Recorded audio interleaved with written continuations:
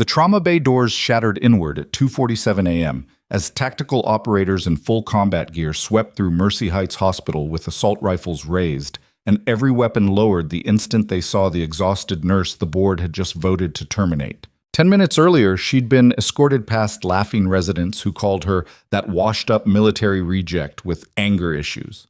Security had gripped her arms while the hospital administrator smiled, telling her she was finished in medicine. Now soldiers were saluting her, and the administrator's face had gone white. Before we go further, if you want to see how this quiet nurse becomes the storm that destroys an entire conspiracy, stay until the very end.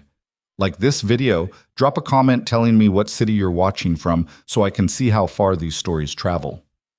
Now let's get back to the moment everything changed. Rachel Winters had worked the overnight shift at Mercy Heights Hospital in Phoenix for 3 years.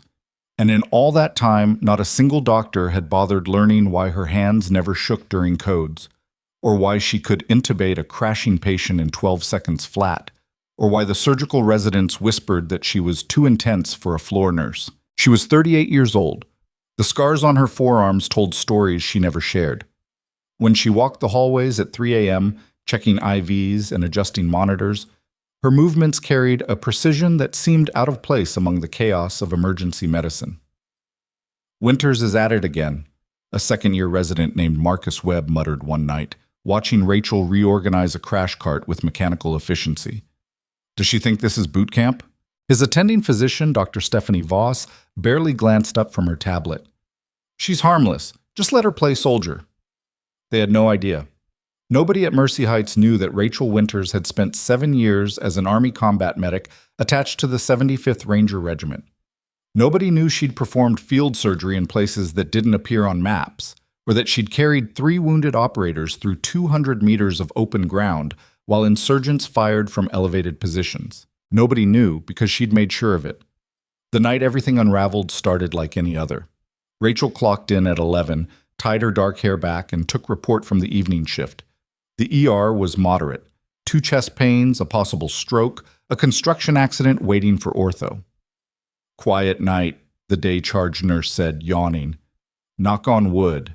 Rachel didn't knock on anything. She'd learned a long time ago that luck was a myth. People told themselves when they hadn't seen enough bad things happen. By midnight, she'd established IVs on both cardiac patients, helped radiology with the stroke protocol, and was restocking suture kits when she overheard 2 surgical residents talking near the med room. Did you see Winters correct Dr. Paulson during that intubation yesterday? She actually told him his blade angle was wrong. An attending physician. Who does she think she is? Rachel kept her expression neutral as she walked past them. Let them talk.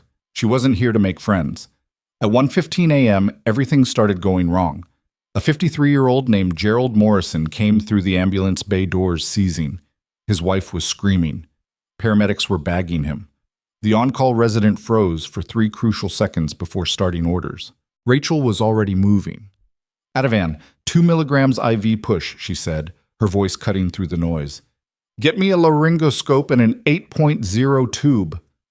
The resident, a kid named Jeremy Park, who'd graduated medical school 8 months ago, turned toward her with confusion. I didn't order. He's not protecting his airway, Rachel interrupted. You want to intubate him now or wait until he herniates? Dr. Voss appeared from the physician workroom, her expression sharp. Winters, the resident will manage his own patient. Rachel stepped back but didn't leave. She watched Park fumble through orders, saw him hesitate on the sedation protocol, noticed the oxygen saturation dropping from 94 to 89 to 83. The monitor alarm screamed. Park's hands were shaking as he tried to position the laryngoscope. He missed the vocal cords twice. Morrison's sat dropped to 76%. Rachel moved without thinking. She was at the bedside in 2 strides, taking the scope from Park's hands. Suction. Now! Her movements were automatic, decades-old muscle memory from field hospitals and shot-up buildings overseas. She visualized the anatomy, adjusted the blade angle, saw the cords, and passed the tube in one smooth motion. Inflate the cuff. Bag him. Morrison's oxygen saturation climbed back to 92% within 30 seconds. The room was completely silent. Dr. Voss's voice was ice. My office, now. Rachel set down the laryngoscope and followed her out of the trauma bay. Behind her, she heard Park whisper to another resident, "Did you see how fast she moved?" The physician workroom was cramped and smelled like old coffee. Voss closed the door and turned on Rachel with barely controlled anger. "You just undermined a resident physician in front of the entire staff. I saved a patient's life. You overstepped your scope of practice." "My scope of practice includes not watching people die when I can prevent it." Voss leaned against the desk. "You have a pattern, Winters. You question doctors. You take over procedures. You bark orders like you're in command of something." Rachel's jaw tightened. "If giving correct medical instructions is a problem—" "Your attitude is the problem," Voss interrupted. "This isn't whatever military base you crawled out of. This is a hospital with a hierarchy, and you're a nurse. Act like one." The words hung in the air. Rachel had heard variations of this speech before, from doctors who didn't like being corrected, from administrators who thought confidence was the same as insubordination, from people who looked at her scars and her clipped way of speaking and decided she was damaged goods. "Is there anything else?" Rachel asked quietly. "Actually, yes." Voss opened a folder on the desk. "There's been a formal complaint filed against you." Rachel's expression didn't change, but something cold settled in her chest. "From who?" "A patient. Victoria Langford. She's the wife of Councilman Edward Langford, and she's claiming you were verbally aggressive during her admission last week." Rachel remembered the case clearly. Victoria Langford had come in at 2 a.m. demanding immediate admission for what she called severe cardiac symptoms. Rachel had performed the intake assessment, normal vitals, normal EKG, no acute distress, and explained that the attending physician would evaluate her shortly. Mrs. Langford had not appreciated being told to wait. "I was professional," Rachel said. "She wanted priority treatment because of her husband's position." That's not how she describes it. Voss closed the folder. "She says you were hostile and dismissive, that you made her feel unsafe. That's absurd. Maybe. But the hospital administrator takes complaints from council members very seriously, especially when those council members have significant influence over our funding." Rachel understood immediately. This wasn't about medical care. This was about politics and money and keeping powerful people happy. "So what happens now?" she asked. Voss's expression softened slightly, not with sympathy, but with something that looked like resignation. "Stephen Garrett wants to see you, tomorrow at noon." Stephen Garrett was Mercy Heights' chief administrator, a former healthcare executive who'd been hired 3 years ago to modernize operations, which mostly meant cutting costs and keeping wealthy donors satisfied. Rachel had met him exactly twice. Both times, he'd looked at her like she was a problem he hadn't figured out how to solve yet. "Understood," Rachel said. She walked out of the workroom and finished her shift without speaking to anyone. At 7 a.m, she clocked out, drove home to her one-bedroom apartment in Tempe, and sat on her couch, staring at nothing. The walls were mostly bare except for a few photographs. One showed a younger Rachel in desert camouflage, standing with her unit outside a forward operating base. 5 soldiers grinning at the camera like they were invincible. 3 of them were dead now. Rachel looked away from the photograph and tried to sleep, but old memories kept surfacing. The sound of rotors overhead, the smell of burning fuel, someone screaming for a medic while gunfire cracked through the air. She'd left that world behind 6 years ago, or tried to. At noon the next day, she walked into Stephen Garrett's office wearing clean scrubs and her hospital ID badge. The office was large and expensively furnished, with floor-to-ceiling windows overlooking downtown Phoenix. Garrett was in his mid-50s, silver-haired, wearing a suit that probably cost more than Rachel's monthly rent. He gestured to a chair without looking up from his computer. "Ms. Winters, thank you for coming." Rachel sat. "You wanted to see me about Mrs. Langford's complaint." "Among other things." Garrett finally looked at her, his expression neutral. "You've been employed here for 3 years. In that time, you've received multiple complaints about your interpersonal approach. From patients who didn't get what they wanted, or from doctors who didn't like being corrected?" Garrett's lips thinned. "Your attitude right now is exactly what I'm talking about. I'm asking a legitimate question. You're being defensive and confrontational." He opened a different folder, this one much thicker. You've had 6 formal complaints in 3 years, Winters. 6. Do you understand how unusual that is? Rachel said nothing. You have excellent clinical skills, Garrett continued. Nobody disputes that. But healthcare is about more than technical competence. It's about teamwork, respect, understanding your role in the larger organization. My role is keeping patients alive. Your role is being a nurse on a team led by physicians. Garrett closed the folder. Mrs. Langford is demanding your termination. Councilman Langford has made it clear that he'll escalate this to the board if we don't take appropriate action. The air in the office felt very thin. So you're firing me because I wouldn't kiss a politician's wife's ass, Rachel said flatly. I'm terminating your employment because you've demonstrated a consistent inability to function appropriately within our organizational structure. Garrett's voice was calm, almost bored. Security will escort you out. You'll receive 2 weeks severance and information about COBRA coverage for your health insurance. He pressed a button on his desk phone. 2 security guards appeared in the doorway within 30 seconds. They looked uncomfortable, but they moved toward Rachel anyway. She stood slowly. This is illegal retaliation. File a complaint with the labor board if you'd like, Garrett said. But as of this moment, you're no longer employed at Mercy Heights Hospital. The security guards flanked her. One of them, an older man named Davis, who'd always been polite during shift changes, wouldn't meet her eyes. Let's go, Ms. Winters, he said quietly. The walk through the hospital was humiliating by design. They took her through the main corridor instead of the back hallways, past nurses and doctors and patients. People stared. Some looked away quickly. A few residents smirked. Rachel kept her spine straight and her expression blank. She'd been through worse. She'd walked through actual war zones with bullets snapping past her head.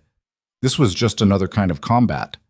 They were halfway through the main lobby when someone laughed. Marcus Webb, the resident who'd called her too intense, was standing near the information desk with 2 other physicians. He looked at Rachel being escorted out and actually grinned. Guess the soldier finally got discharged, he said, loud enough for everyone to hear. One of the other residents snorted. Dr. Voss, standing nearby reviewing a chart, glanced up but said nothing. Rachel stopped walking. Davis touched her elbow gently. Ma'am, please. Take your hand off me, Rachel said quietly. He did, immediately. She turned toward Webb, who was still smiling like this was the funniest thing he'd seen all a week. You think this is funny? I think it's appropriate, Webb said. You never belonged here. I belonged here more than you ever will, Rachel said. But you'll figure that out eventually. Is that a threat? Webb's smile faltered slightly. It's an observation. The lobby had gone completely quiet. Everyone was watching now. Rachel could feel their stares like physical weight. Let's go, Davis said again, more firmly this time. Rachel let them lead her toward the exit. Behind her, she heard someone mutter, "Good riddance." They were 20 feet from the automatic doors when the night exploded into chaos. The first sound was sirens. Multiple vehicles, close and getting closer, then screeching tires in the parking lot, car doors slamming, voices shouting commands. Everyone in the lobby turned toward the windows. 6 black SUVs had surrounded the main entrance. Figures in tactical gear were dismounting, moving with the kind of coordinated precision that screamed military training. Davis's radio crackled to life. Security, what's happening out front? Nobody answered because nobody knew. The automatic doors burst open and operators in full kit flooded into the lobby. Body armor, rifles, sidearms, helmets with mounted cameras. They moved in a wedge formation, clearing angles, establishing a perimeter. Someone screamed. A nurse dropped her coffee. Stephen Garrett appeared from the administrative wing, his face pale. What the hell is this? A man stepped through the entrance, tall, late 40s, wearing Army combat fatigues with colonel's insignia on his shoulders. His name tape read Morrison. Behind him, more soldiers established positions at every exit. The colonel's eyes swept the lobby until they locked on Rachel. Lieutenant Winters, he said. The entire hospital seemed to stop breathing. Rachel stood perfectly still flanked by security guards who now looked terrified. I'm not active duty anymore. We're aware. Morrison walked toward her with the kind of authority that made people instinctively move out of his way. But we need you anyway. Stephen Garrett found his voice. Excuse me, Colonel, but this woman is no longer employed by this hospital. She was being removed from the premises for what? Morrison didn't even look at him. His eyes stayed on Rachel. For being too competent, too direct, too much of a reminder that some people actually give a damn about saving lives? The lobby was dead silent. Webb, who'd been smirking 2 minutes ago, was staring at Rachel like she'd just transformed into someone else entirely. Dr. Voss had gone very pale. "I don't understand what's happening," Garrett said, and for the first time since Rachel had met him, he sounded uncertain. Morrison finally turned toward him. 20 minutes ago, a federal convoy was ambushed on Interstate 10. We have multiple casualties inbound, including a deputy director of the Defense Intelligence Agency. Most of your trauma surgeons are in scheduled procedures and can't be pulled. Your available attendings are—" He glanced at a tablet one of his soldiers was holding. "Inadequate for this situation." "We have excellent physicians," Garrett protested. "You have excellent physicians who've never treated combat casualties," Morrison corrected. "You have doctors trained to handle car accidents and heart attacks. What's coming through your doors in approximately 4 minutes are battlefield injuries." He looked at Rachel again. Lieutenant Winters spent 6 years as a combat medic with the 75th Ranger Regiment and Task Force Amber. She performed emergency surgery in Kandahar, Mosul, and 3 classified locations I can't name. She has more trauma experience than your entire surgical department combined. Every eye in the lobby shifted to Rachel, the exhausted night nurse they'd just fired, the woman they'd called too aggressive, too damaged, too military for civilian medicine. "That's impossible," Dr. Voss whispered. "She's just a decorated combat veteran who earned a Bronze Star with Valor device," Morrison interrupted. "A medic who kept 19 soldiers alive during a 12-hour firefight when her aid station was overrun. The only medical personnel to survive Operation Iron Monsoon." Rachel's chest tightened. She hadn't heard that operation name spoken aloud in 6 years. Webb was staring at her like he'd never seen her before, which Rachel supposed he hadn't. Sirens wailed in the distance, ambulances approaching fast. Morrison stepped closer to Rachel. "I know you're done with this life. I know you left for good reasons, but right now people are dying, and you're the only person in this building who can save them." Rachel looked at the colonel, then at Garrett, whose expensive suit suddenly looked like a costume, at Voss, who told her to act like a nurse, at Webb, who'd laughed while she was being escorted out. "What's the injury count?" Rachel asked. "Preliminary report, 7 critical, 3 urgent, 2 expectant. 12 casualties. The kind of numbers that would overwhelm most trauma centers." Rachel had worked in worse. "I'll need full access to your trauma bays," she told Garrett without looking at him.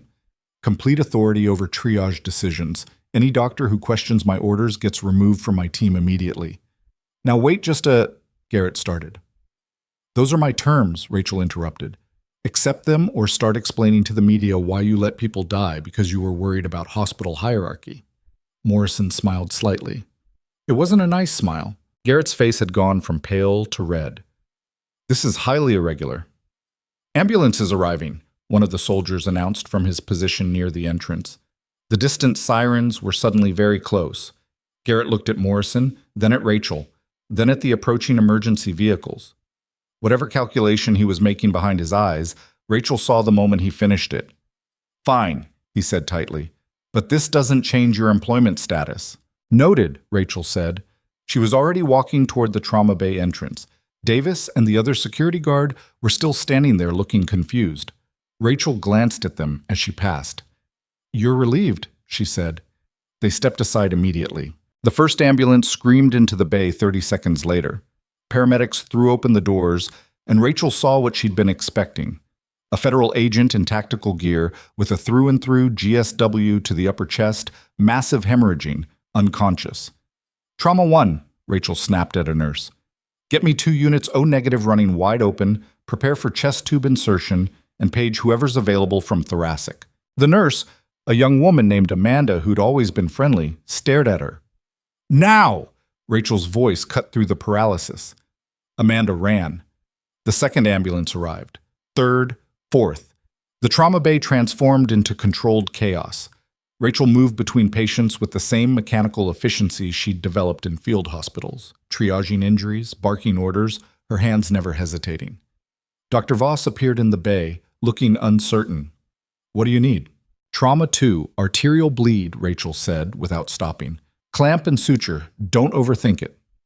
Voss moved. More staff appeared. Rachel directed them like pieces on a chessboard. Nurses to specific patients, residents to procedures they could handle, attendings to cases that required senior judgment.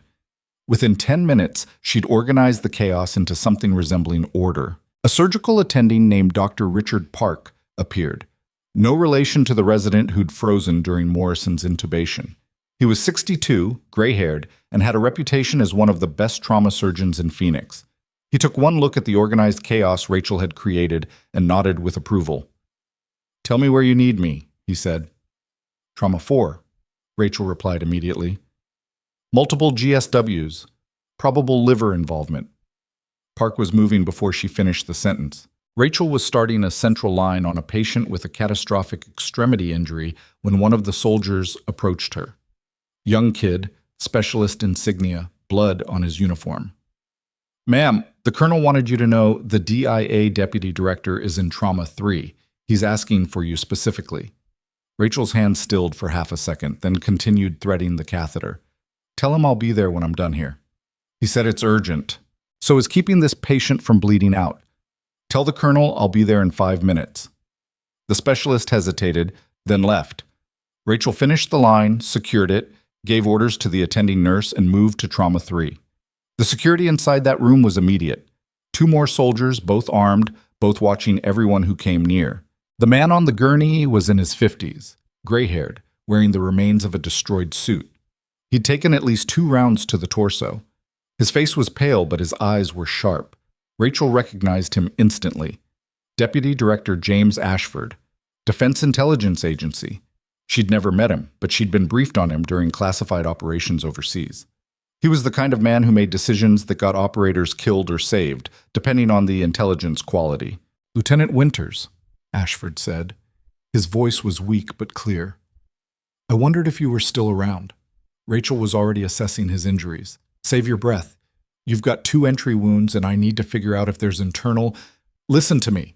Ashford grabbed her wrist with surprising strength. "The ambush wasn't random." Rachel paused.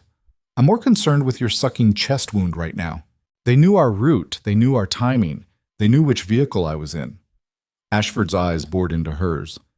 "This hospital is compromised." The room seemed to get colder. "What are you talking about?"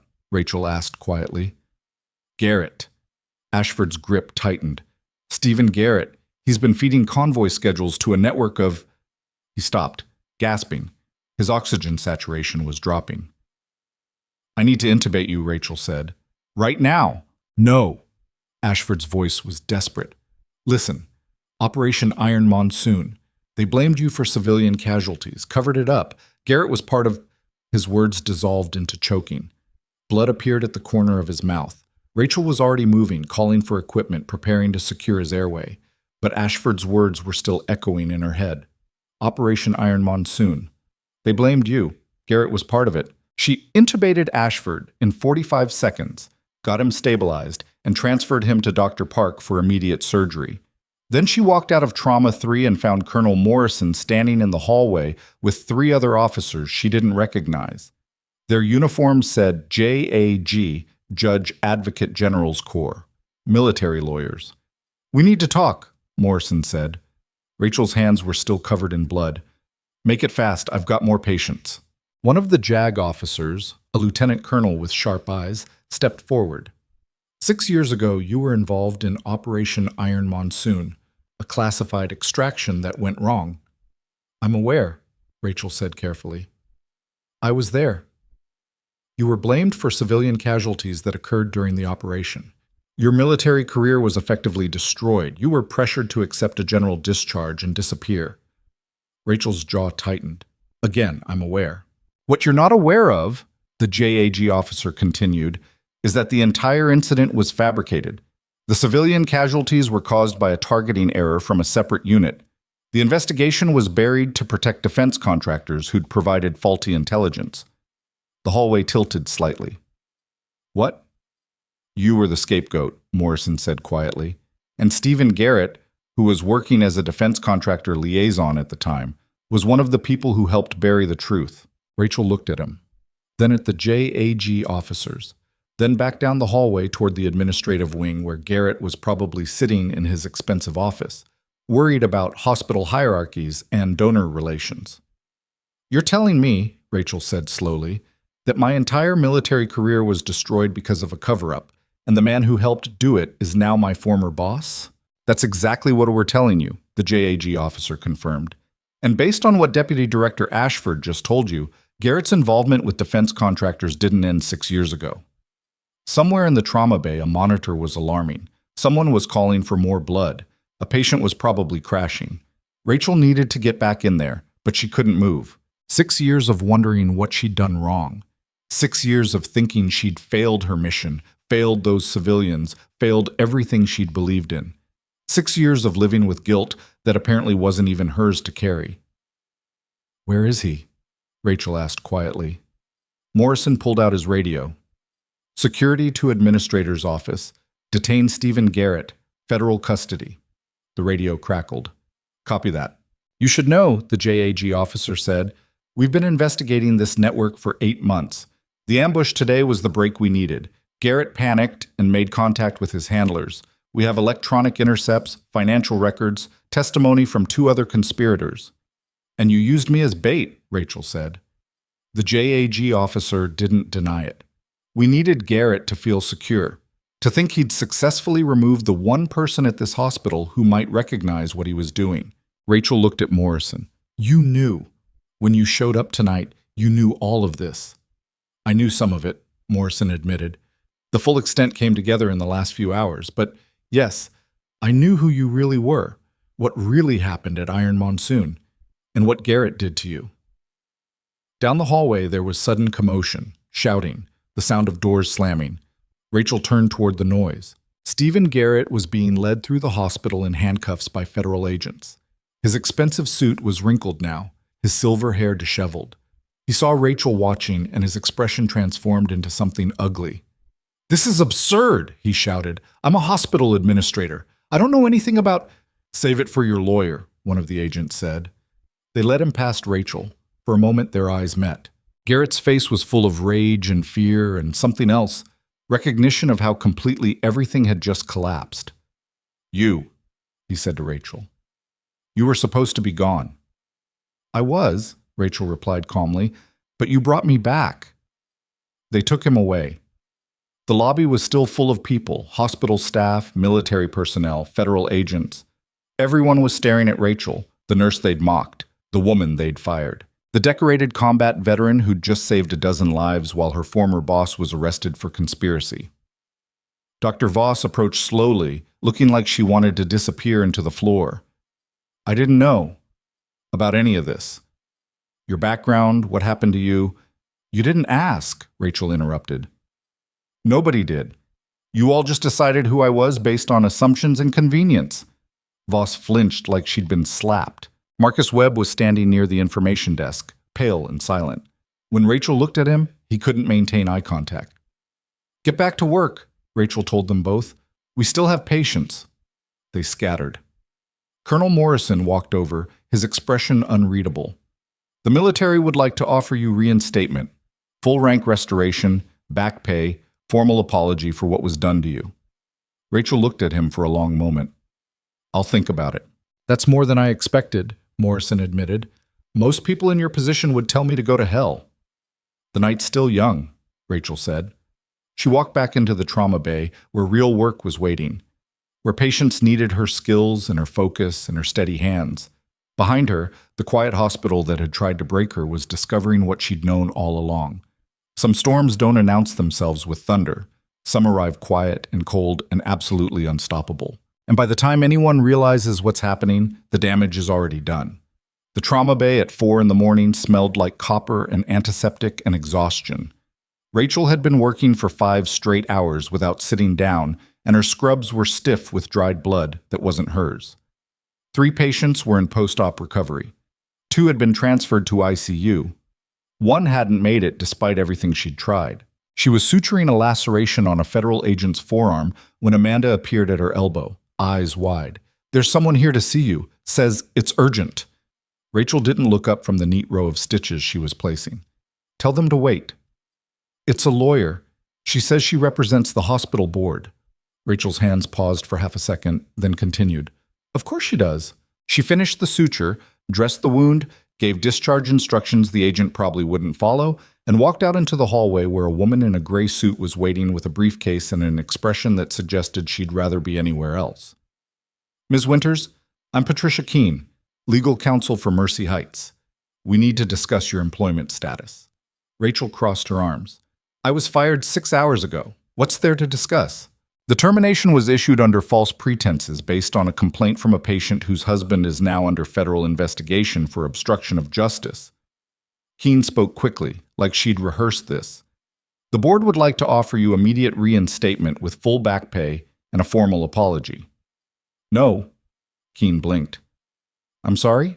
I said no. Rachel started walking toward the staff locker room. I don't work for people who fire me because I'm inconvenient, then beg me back when it becomes politically useful. Keene followed her, heels clicking on the linoleum. Ms. Winters, please be reasonable. I'm being extremely reasonable, Rachel interrupted. Reasonable would be accepting your offer and filing a wrongful termination lawsuit that would cost this hospital millions.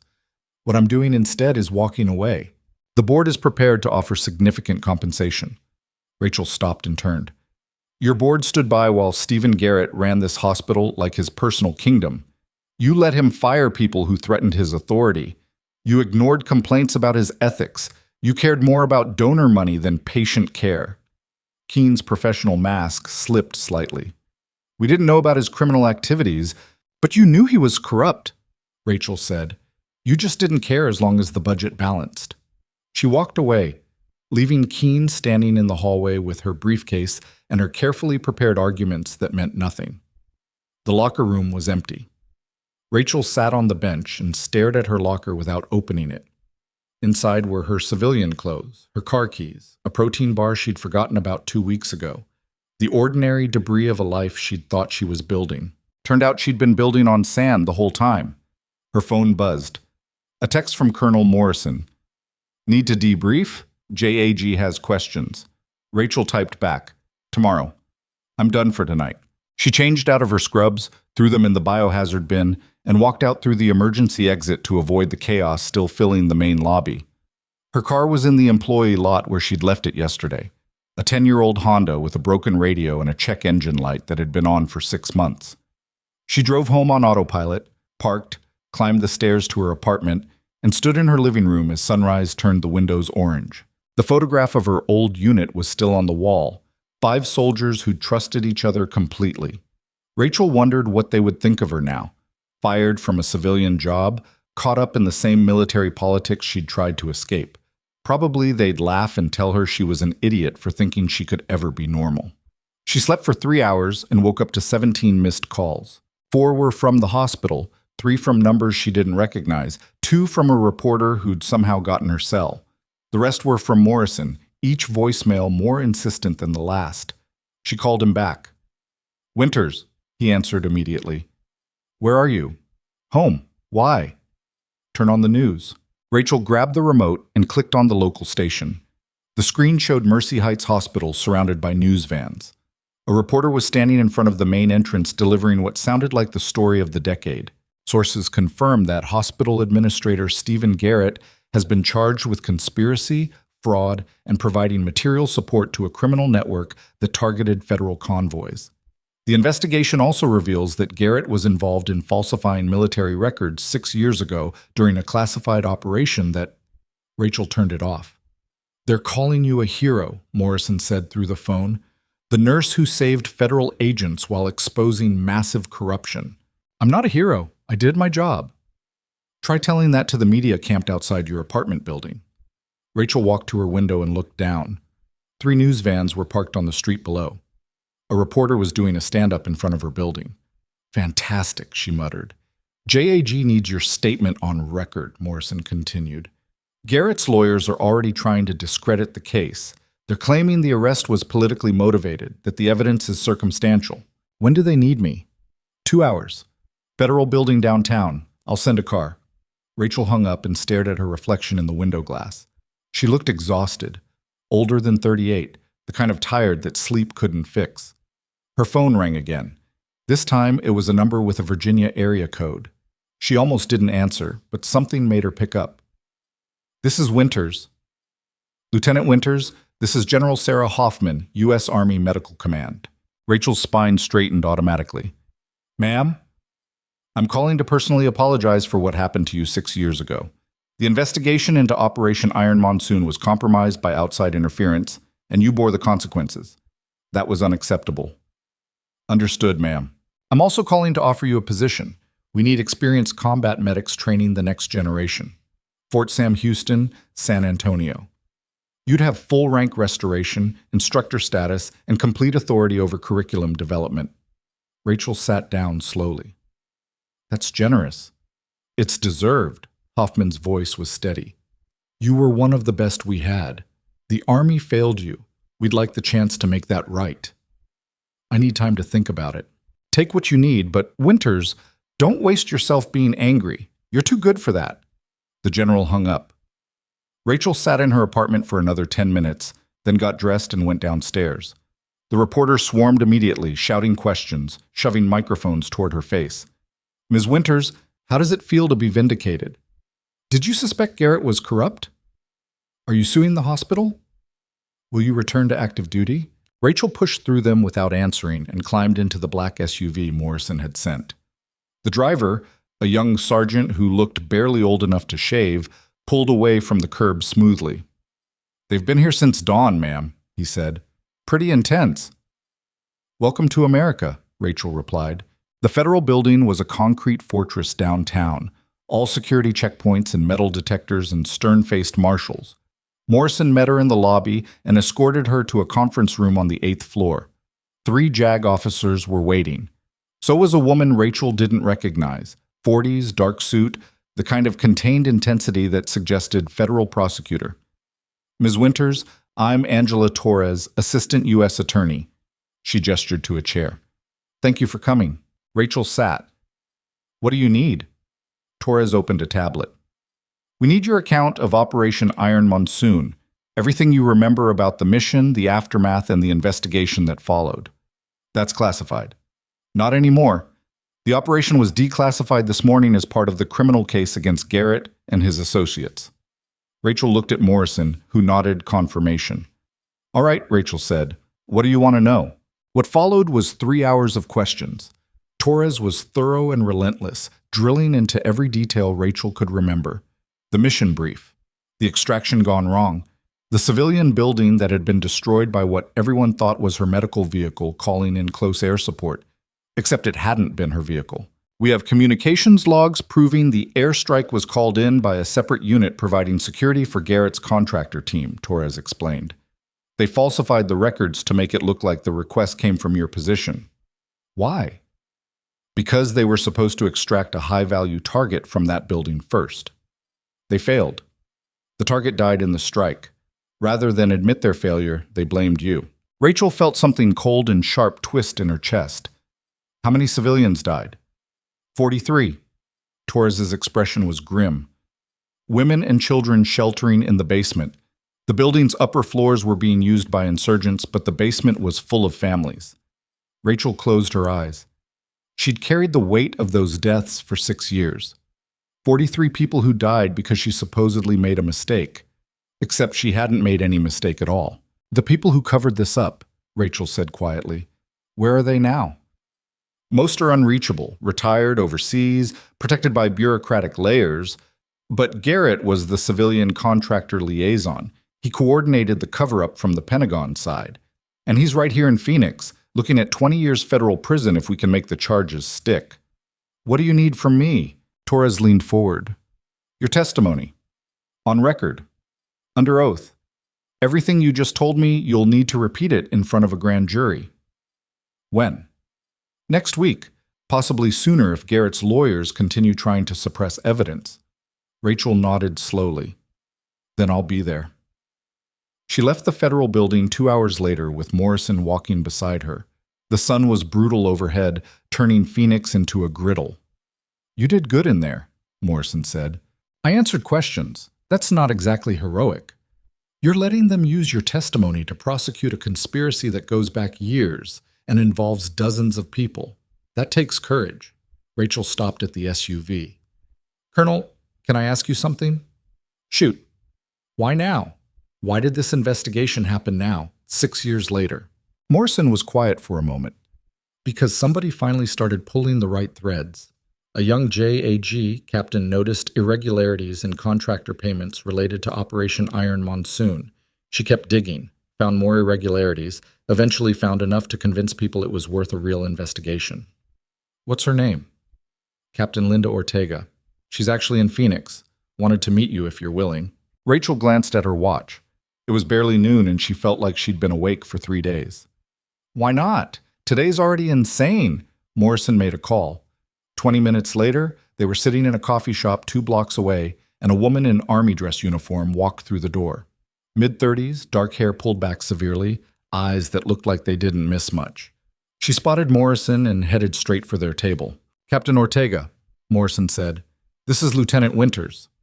Ortega shook Rachel's hand with a grip that was probably stronger than necessary. I've read your file about 40 times. It's an honor. I'm just a medic who got screwed over, Rachel said. You're a medic who saved 19 soldiers under fire while your aid station was being overrun. Ortega sat down and pulled out her own tablet.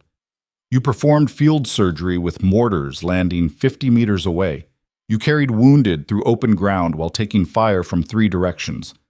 You're a legend in the Ranger community. Rachel shifted uncomfortably. That was a long time ago. The injustice was a long time ago, Ortega corrected. The legend is permanent. She opened her tablet. I need to show you something. This is classified, but you're cleared for it as of this morning. She turned the screen toward Rachel. It showed a financial flowchart, accounts, transfers, shell companies, names connected by lines that created a web of corruption spanning years. This is what we've built, Ortega said. Garrett wasn't acting alone. He was part of a network of defense contractors and military officials who falsified records, buried investigations, and pocketed millions in fraudulent billing. Operation Iron Monsoon was just one incident. There were others. Rachel studied the chart. Some names she recognized, most she didn't. How deep does this go? Deep enough that we're coordinating with 3 other federal agencies. Ortega scrolled through more documents. The ambush yesterday? That wasn't about killing random federal agents. They were targeting Deputy Director Ashford because he'd figured out the convoy scheduling leak was coming from inside Mercy Heights Hospital. Garrett was feeding them information, Rachel said, for 2 years. He'd access patient records whenever high-value federal employees came through the ER, then pass their security details to his contacts. Yesterday's ambush was just the first time they actually tried to kill someone. Morrison's phone buzzed. He glanced at it and his expression darkened. We have a problem. What kind of problem? Ortega asked. Garrett posted bail 20 minutes ago. Rachel sat up straight. How? He's charged with conspiracy and attempted murder. His lawyers argued he's not a flight risk because he has deep community ties. Judge agreed to house arrest with monitoring. Morrison looked disgusted. He's probably home right now with his lawyers planning how to discredit everyone involved in this case. Including me, Rachel said. Especially you. Ortega closed her tablet. You're the key witness. If they can destroy your credibility, the whole case gets weaker. Rachel stood up. Then I should probably get somewhere safe. Morrison shook his head. You're not going anywhere alone. Not until this is over. What followed was a surreal 48 hours. The Army assigned Rachel a security detail, 2 MPs who followed her everywhere with professional paranoia. Her apartment became a temporary command post with lawyers and investigators rotating through at all hours. The media coverage intensified. Rachel's face was on every local news station. National outlets picked up the story. Social media exploded with hot takes from people who'd never met her. Some called her a hero. Others claimed she was part of a political witch hunt. A few conspiracy theorists suggested the whole thing was staged. Rachel ignored all of it and focused on preparing her testimony. On the 3rd day, Dr. Richard Park showed up at her apartment with takeout food and an apologetic expression.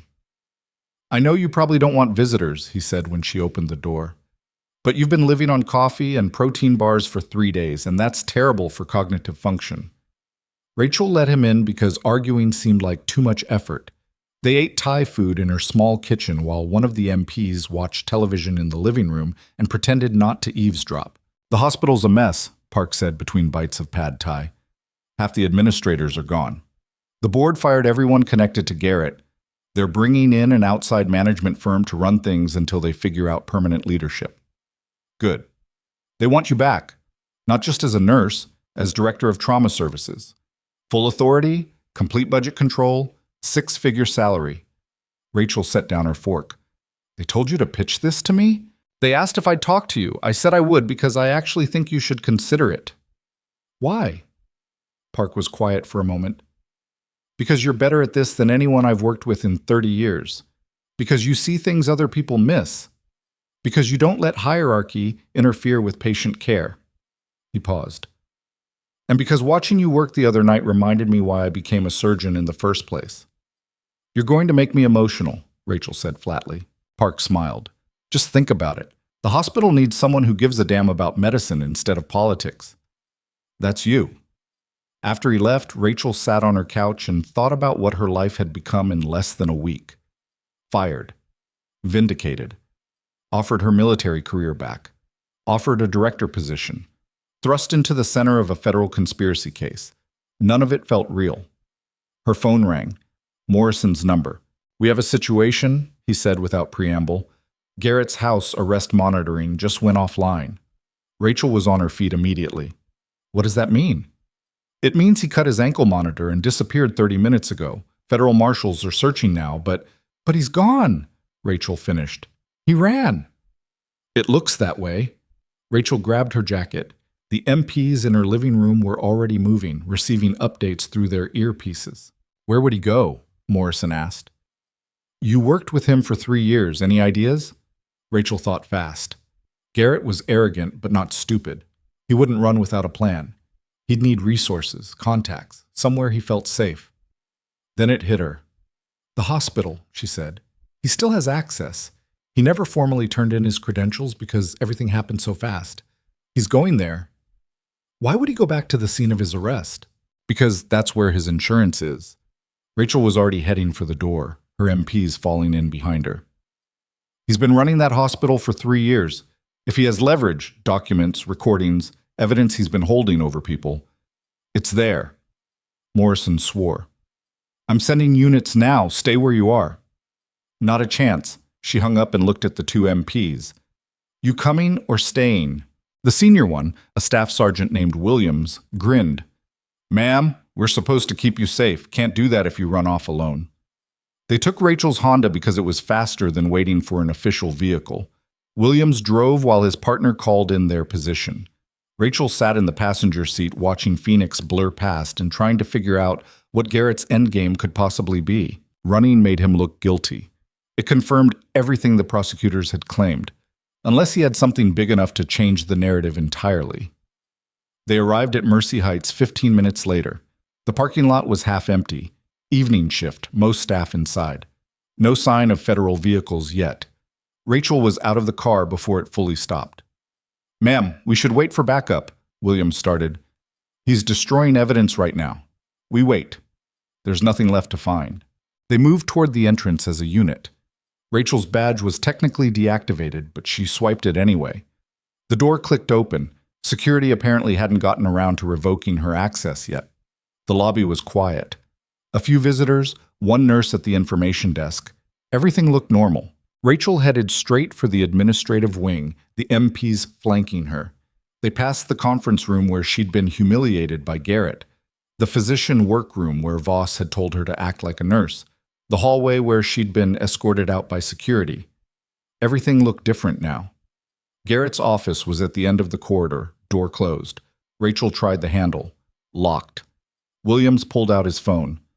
Federal marshals are 2 minutes out. The office door exploded outward. Garrett came through it, swinging something metal. Williams went down hard. His partner reached for his sidearm, but Garrett was already moving, faster than someone his age should move, training that suggested he wasn't just a hospital administrator. Rachel reacted on instinct, blocked the second swing, trapped Garrett's arm, used his momentum to drive him against the wall. The metal object clattered to the floor. A tire iron. Garrett twisted, got a hand free, caught Rachel across the jaw hard enough to snap her head sideways.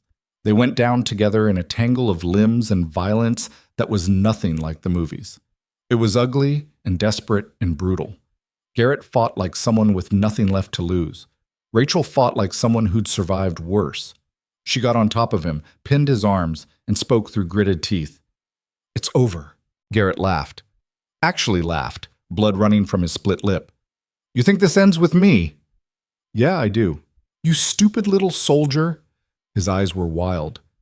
"You have no idea how deep this goes. How many people are involved? How much money is at stake?" "Then tell someone who cares." Federal marshals flooded the hallway. Someone pulled Rachel off Garrett. Someone else was checking on Williams, who was conscious but bleeding from his head. Someone was reading Garrett his rights while cuffing him. Rachel stood against the wall, breathing hard, her jaw throbbing where he'd hit her. Colonel Morrison appeared, took one look at the scene, and shook his head. "I told you to stay put. You should know by now I don't follow orders well." Clearly, they took Garrett away in handcuffs. Rachel gave her statement to federal marshals, then to Morrison, then to Torres, who showed up 30 minutes later looking like she wanted to strangle someone. "You could have been killed," Torres said, "but I wasn't. You're a witness, not a federal agent. Let us handle the dangerous parts." "He was destroying evidence. You want your case, or you want me to be safe? Pick one." Torres muttered something in Spanish that Rachel's limited vocabulary suggested wasn't complimentary. They found what Garrett had been after, a hidden safe behind a painting in his office containing USB drives, documents, and what looked like insurance policies on half the hospital board. Evidence that would take months to sort through. Rachel sat in the hospital lobby at midnight, ice pack pressed to her jaw, watching federal agents carry boxes of evidence past her. Williams had been treated and released with a concussion. His partner looked like he wanted to write Rachel up for about 17 different violations of protocol. Morrison sat down beside her. "You know you just made Torres's case about 10 times stronger." "Good. You also assaulted a federal defendant while he was awaiting trial." "Self-defense." "That's not how his lawyers will spin it." Rachel took the ice pack away from her face. "Colonel, I'm too tired to care about legal technicalities right now. Tell me what happens next." Morrison leaned back. "Next? Garrett goes back into custody with no bail this time. The evidence gets processed. You testify to the grand jury. The case moves forward. And after that? After that, you decide what you want your life to look like." Rachel looked around the hospital lobby. The same lobby where she'd been escorted out in humiliation. The same building where she'd been told she didn't belong. "I have no idea," she admitted. Morrison stood. "Figure it out. You've earned that much." He walked away, leaving Rachel alone with her thoughts, and her bruised jaw, and the strange hollow feeling that came after adrenaline faded. A young nurse approached tentatively. Rachel recognized her, one of the night shift crew who'd always been friendly but distant. "Miss Winters, I just wanted to say, I'm sorry for not speaking up before, when they fired you." Rachel looked at her. "What's your name?" "Jessica." "Jessica, you know what the problem with this place was? Everyone was so worried about keeping their heads down that nobody noticed the building was on fire." Rachel stood up slowly. "Don't apologize to me. Just do better next time." She walked out into the Phoenix night. The air was still hot even after sunset. Her car was in the parking lot with a ticket on the windshield because apparently she'd parked in a doctor's reserved spot. Rachel pulled the ticket off and got in her car. Her phone buzzed. A text from Captain Ortega. "Need to meet. Tomorrow. Important." Rachel typed back. "What time?" The response came immediately. 0800, Federal Building. Come alone." Rachel stared at the message. Something about it felt wrong. Ortega's messages were usually more detailed, more professional. This was terse, almost rushed. She started to reply, then stopped. The number was right, but the tone wasn't. Rachel sat in her car in the empty parking lot and pulled up her message history with Ortega. Every previous text had included a greeting and a signature. This one had neither. Her combat instincts, dormant for years but never truly gone, started screaming warnings. She called Morrison. "Winters, it's midnight. Did Captain Ortega contact you tonight?" "No. Why?" "I just got a text from her number asking me to meet her alone tomorrow morning." Morrison was silent for 3 seconds. "Ortega's phone was stolen this afternoon during a briefing. We've been trying to track it." Rachel's blood went cold. Someone has her phone, Morrison continued, his voice tight. Someone who wants you to show up alone tomorrow at a specific time and place. Rachel looked at the dark hospital behind her, at the empty parking lot, at the shadows between the buildings where anyone could be watching. They're coming for me, she said quietly. Get to a safe location. Now. I'm sending a full security. The line went dead. Rachel looked at her phone. The screen showed no signal, even though she'd had perfect reception 5 seconds ago. Someone was jamming communications. She reached for her keys and heard footsteps behind her, multiple people, moving fast. Rachel's hand went to the door handle, but it was already too late. The rear passenger door opened and someone slid into the back seat with a gun pointed directly at her head. "Drive," a voice said, "or I'll paint your dashboard with your brain matter."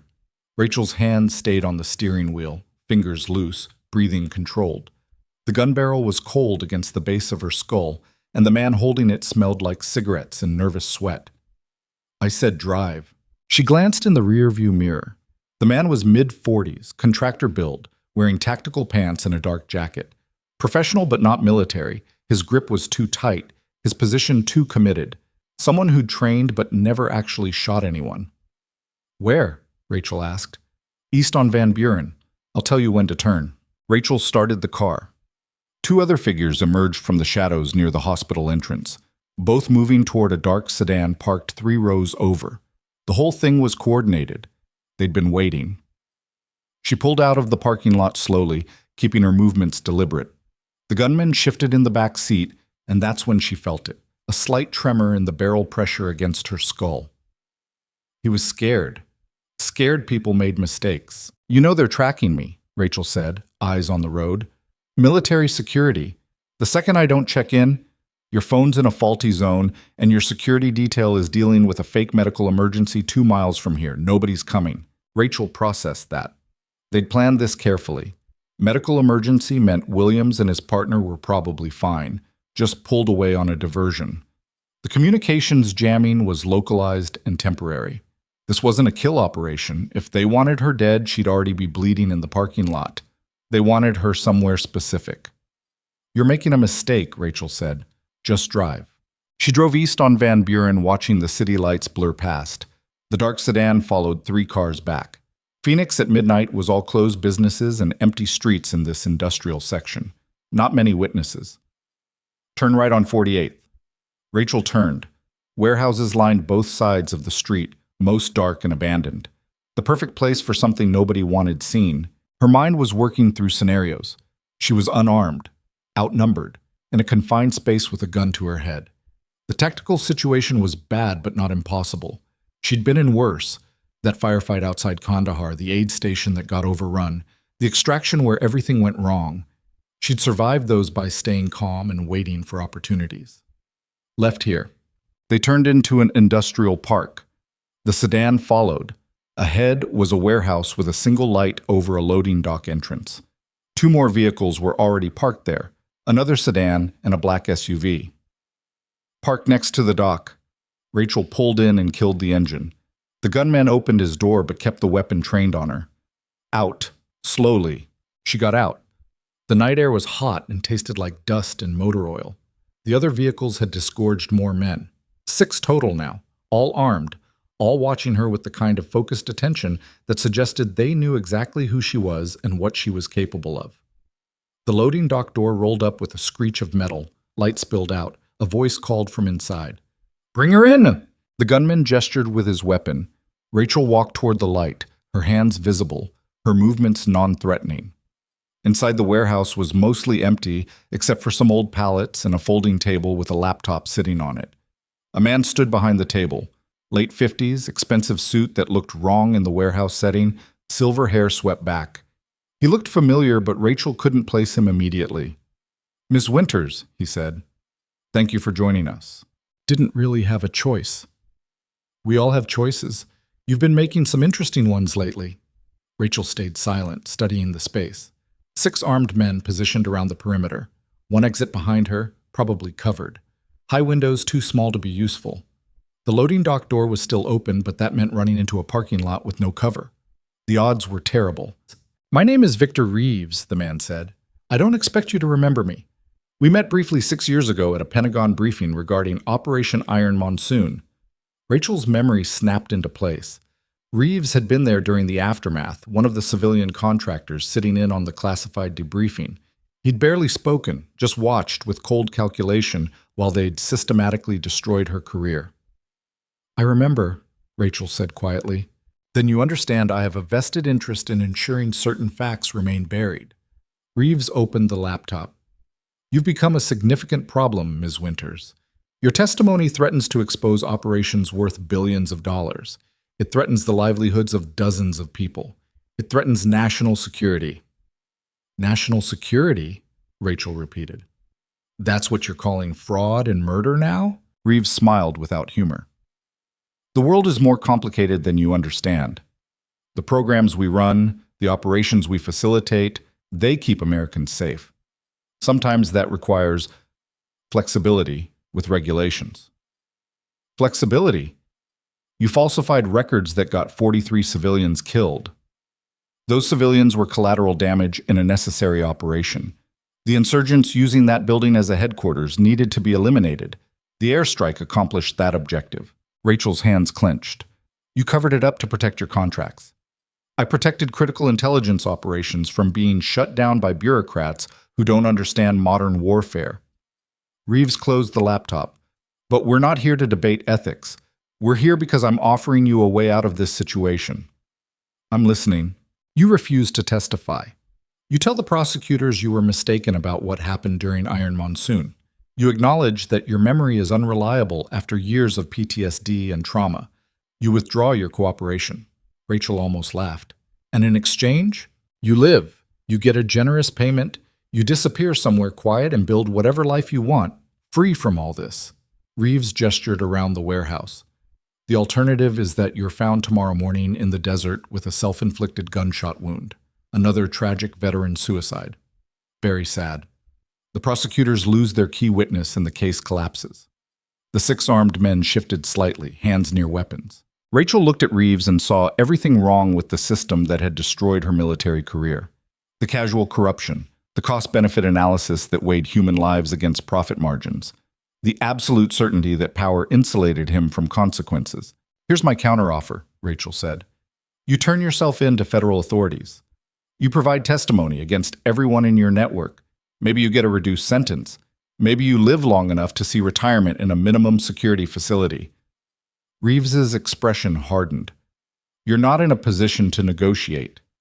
Neither are you. I have 6 armed men, and you have nothing. I have the fact that killing a federal witness brings down heat you can't handle, Rachel said. Right now, your network is scrambling. Garrett's in custody. Your financial records are being audited. Prosecutors are building cases. You kill me. You confirm everything they suspect. You become target number 1. We'll take that risk. Rachel shook her head. No, you won't. Because you're not a soldier. You're a businessman. You calculate risks and returns, and murdering me has a terrible return on investment. Reeves studied her for a long moment. You're right about one thing. I'm a businessman, which means I understand when an asset becomes a liability. He nodded to one of the armed men. Sedate her. We'll make it look like an accidental overdose. Former military, struggling with PTSD, tragic but believable. The armed man approached with a syringe already prepared. Medical-grade sedative, probably enough to drop her in 30 seconds. Rachel's options collapsed to a single point of action. She moved as the man reached for her arm, caught his wrist, redirected the needle toward his own thigh, drove it home. He made a surprise sound and stumbled backward. The sedative wouldn't knock him out immediately, but it would make him useless within minutes. The other 5 men were already drawing weapons. Rachel grabbed the stumbling man and pulled him in front of her as bullets started flying. Rounds punched into his body armor and he screamed. Rachel shoved him toward the nearest shooter and ran for the laptop on the table. She grabbed it, heard someone yelling to stop her, and threw the computer hard at the overhead light. Glass exploded. The warehouse plunged into darkness except for emergency lighting near the exits. Rachel was already moving, muscle memory from 100 combat situations taking over. She knew where the men had been positioned before the lights went out. She knew which direction the loading dock was. She knew that in darkness with multiple shooters, their biggest danger was hitting each other. Someone fired blindly. Someone else yelled to hold fire. Rachel was sprinting toward where the loading dock should be, staying low, moving fast. She hit the opening and dove through it, landed hard on concrete outside, rolled to her feet. Footsteps behind her, voices shouting. She ran for the dark sedan that had followed her here. The one with keys probably still in the ignition because these weren't professionals. They were contractors playing soldier. The keys were there. Rachel started the engine as bullets shattered the rear window.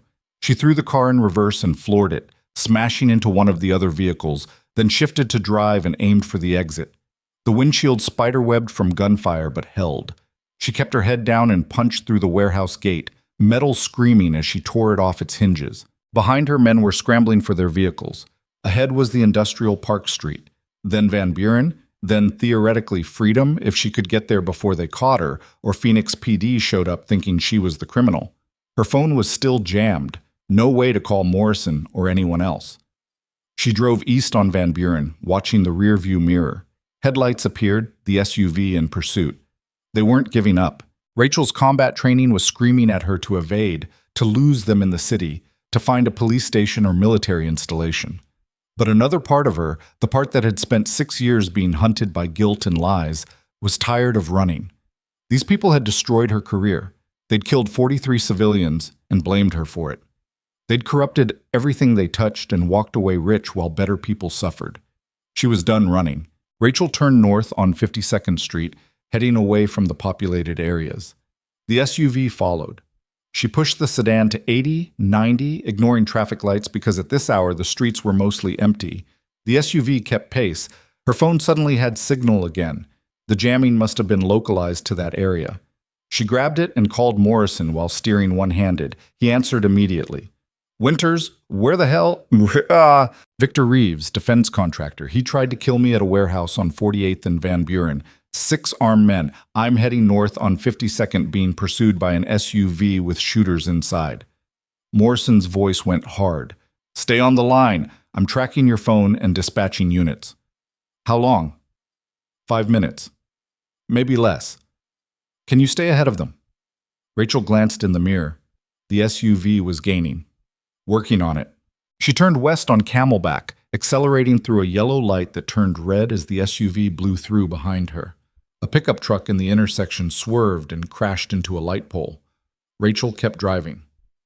They're forcing me toward the mountains, she told Morrison. Less traffic, easier to box me in. Then don't let them box you in. Head south. Get back to populated areas. Rachel tried, but the SUV cut her off at the next intersection, nearly ramming her passenger side. She swerved right instead, now heading north again toward the Phoenix Mountain Preserve. The roads here were winding, less developed, bordered by desert scrub and rocky terrain. The sedan's engine was making unhealthy sounds. The front right tire felt wrong, probably hit by gunfire back at the warehouse. She wasn't going to outrun them much longer. Time to change tactics. Rachel killed her headlights and accelerated into a hard left turn onto a smaller road leading into the preserve. The sedan fishtailed on loose gravel, but she controlled it, muscle memory from training courses years ago. Behind her, the SUV's headlights swept past, then corrected, following. The road climbed into rocky hills. Rachel watched the terrain through the broken windshield, looking for anything she could use. There, a turnout ahead, probably for hikers during the day. Beyond it was a steep drop into a wash. She accelerated toward the turnout, then, at the last second, cranked the wheel hard left and stood on the brakes. The sedan spun sideways and stopped perpendicular to the road, blocking it. Rachel was out of the car before it fully stopped, running into the darkness of the desert. Behind her, she heard the SUV's brakes screaming as it tried to avoid collision. Metal crunched as it clipped the sedan and went partially into the wash. Men were spilling out, shouting, searching for her with weapon-mounted lights. Rachel crouched behind a boulder 30 yards away, controlling her breathing, watching. 4 men visible. They were scanning the desert with their lights, voices carrying in the quiet night. She can't have gone far. Spread out, find her. They moved into the scrub, maintaining formation, but clearly uncomfortable with the terrain. City contractors, not wilderness operators. Rachel waited until they were spread thin, then moved quietly through the darkness toward the disabled SUV. One man had stayed with it, the driver, talking on a radio. Lost visual, searching the area now. Yeah, I know. Reeves is gonna... Rachel came up behind him and applied a rear naked choke she'd learned in combatives training. He struggled for 5 seconds, then went limp. She lowered him quietly and took his radio. The other men were calling for him on the radio. Rachel clicked transmit. Visual on target, west side of the wash. She's injured, moving slow. She heard them acknowledge and watched their lights turn west, away from her actual position. Rachel moved quickly to the SUV and checked it. Front axle broken, not going anywhere. She grabbed a rifle from the passenger seat. AR-15 pattern, civilian legal but effective, and 2 magazines. Now she had options. She keyed the radio again, pitching her voice lower. Never mind, lost her again. Regroup at the vehicle. They argued over the radio but eventually started moving back. Rachel positioned herself on high ground overlooking the SUV, the rifle braced against a rock. She could see all 4 of them converging on their disabled vehicle, flashlight swinging. She could shoot them, all 4, before they even realized where the fire was coming from. She'd done harder shots in worse conditions. But she didn't, because she wasn't that person anymore. She'd left that life behind when she traded her combat uniform for hospital scrubs. Killing these men would make her exactly what Reeves had tried to turn her into, another casualty of a system that valued violence over justice.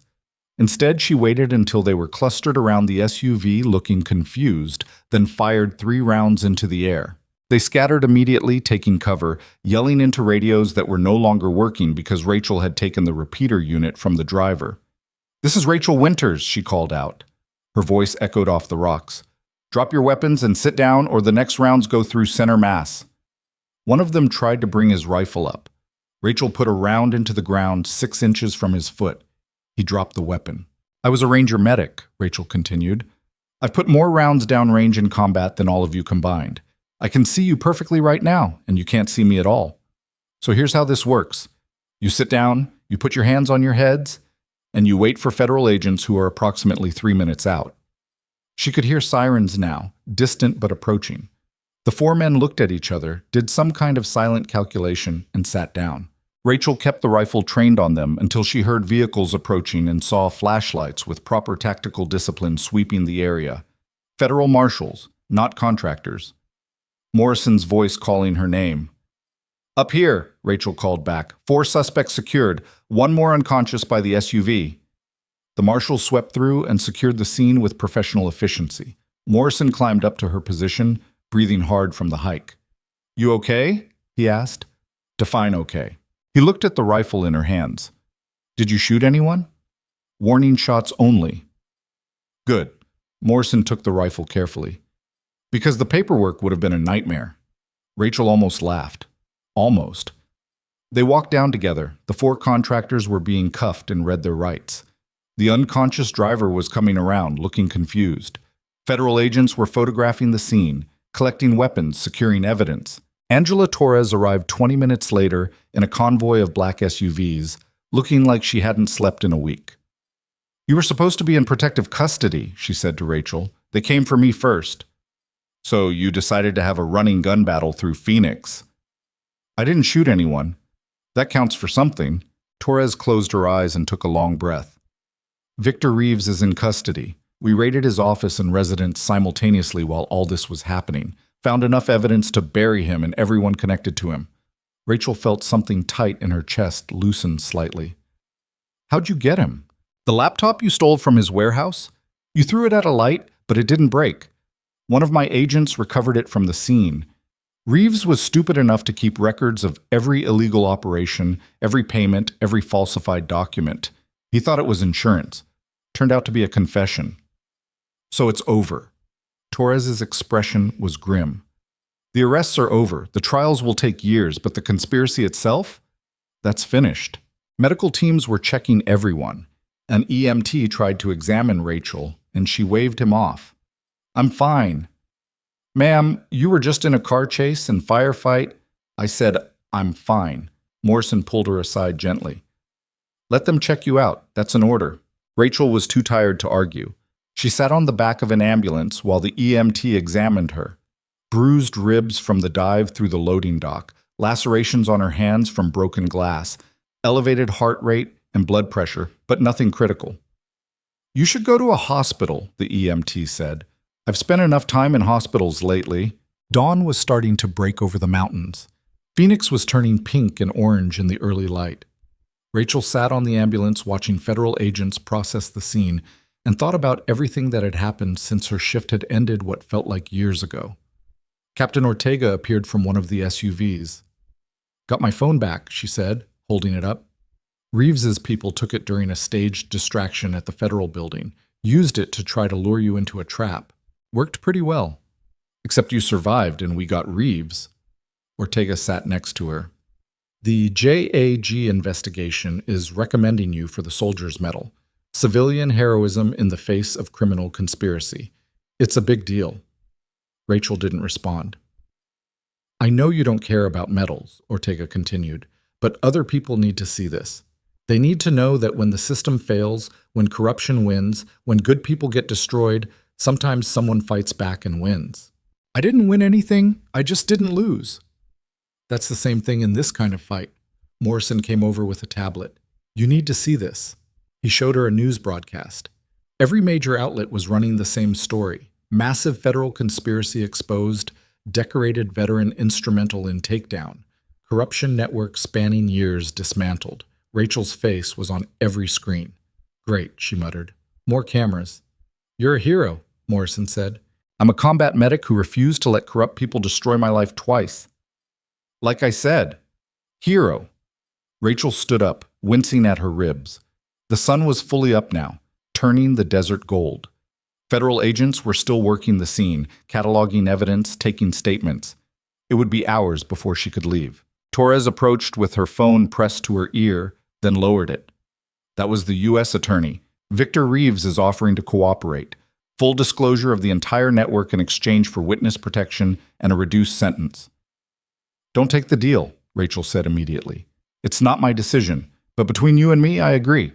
Torres's expression was hard. Men like Reeves don't get to buy their way out after destroying lives for profit. A black sedan pulled up and a man in a suit got out. Rachel recognized him from television, Senator Hargrove, chair of the Armed Services Committee. He walked directly to her with purposeful stride.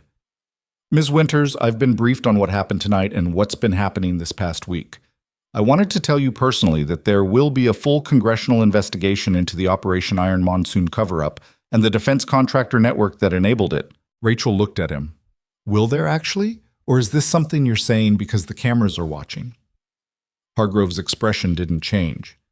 "You have every right to be cynical, but I promise you, this investigation will have teeth. I'll believe it when I see indictments." "You will." He handed her a card. "My direct number. You call if you need anything. And I mean anything." He walked back to his sedan and drove away. Morrison shook his head. "You just told a sitting senator you don't believe him." "I don't."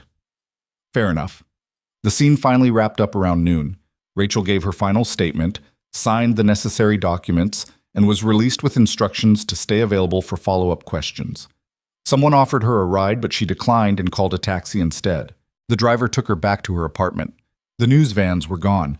They'd all rushed to cover the bigger story developing in the mountains. Rachel's building was quiet for the first time in days. She climbed the stairs slowly, every muscle aching, and unlocked her apartment door. Someone was sitting on her couch. Rachel's hand went to her waistband where a weapon should be but wasn't. She tensed, ready to fight again if necessary. Then she recognized him. Deputy Director James Ashford, the DIA officer she'd saved during the convoy ambush. He looked better than last time she'd seen him, no longer bleeding, properly dressed, though moving carefully suggested still recovering. "How did you get in here?" Rachel asked. "I'm very good at my job." Ashford stood slowly. "We need to talk." "About? About what happens next." He gestured to a folder on her coffee table. "That contains everything we've compiled on the conspiracy network. Names, dates, operations, financial records. Everything." Rachel looked at the folder but didn't touch it. "Torres already has all this. Torres has the criminal case. What's in that folder is the intelligence case. The connections that go beyond fraud and murder into national security. Foreign actors who exploited Reeves's network. Classified operations that were compromised. Threats that are still active." "Why are you showing me this?" Ashford met her eyes.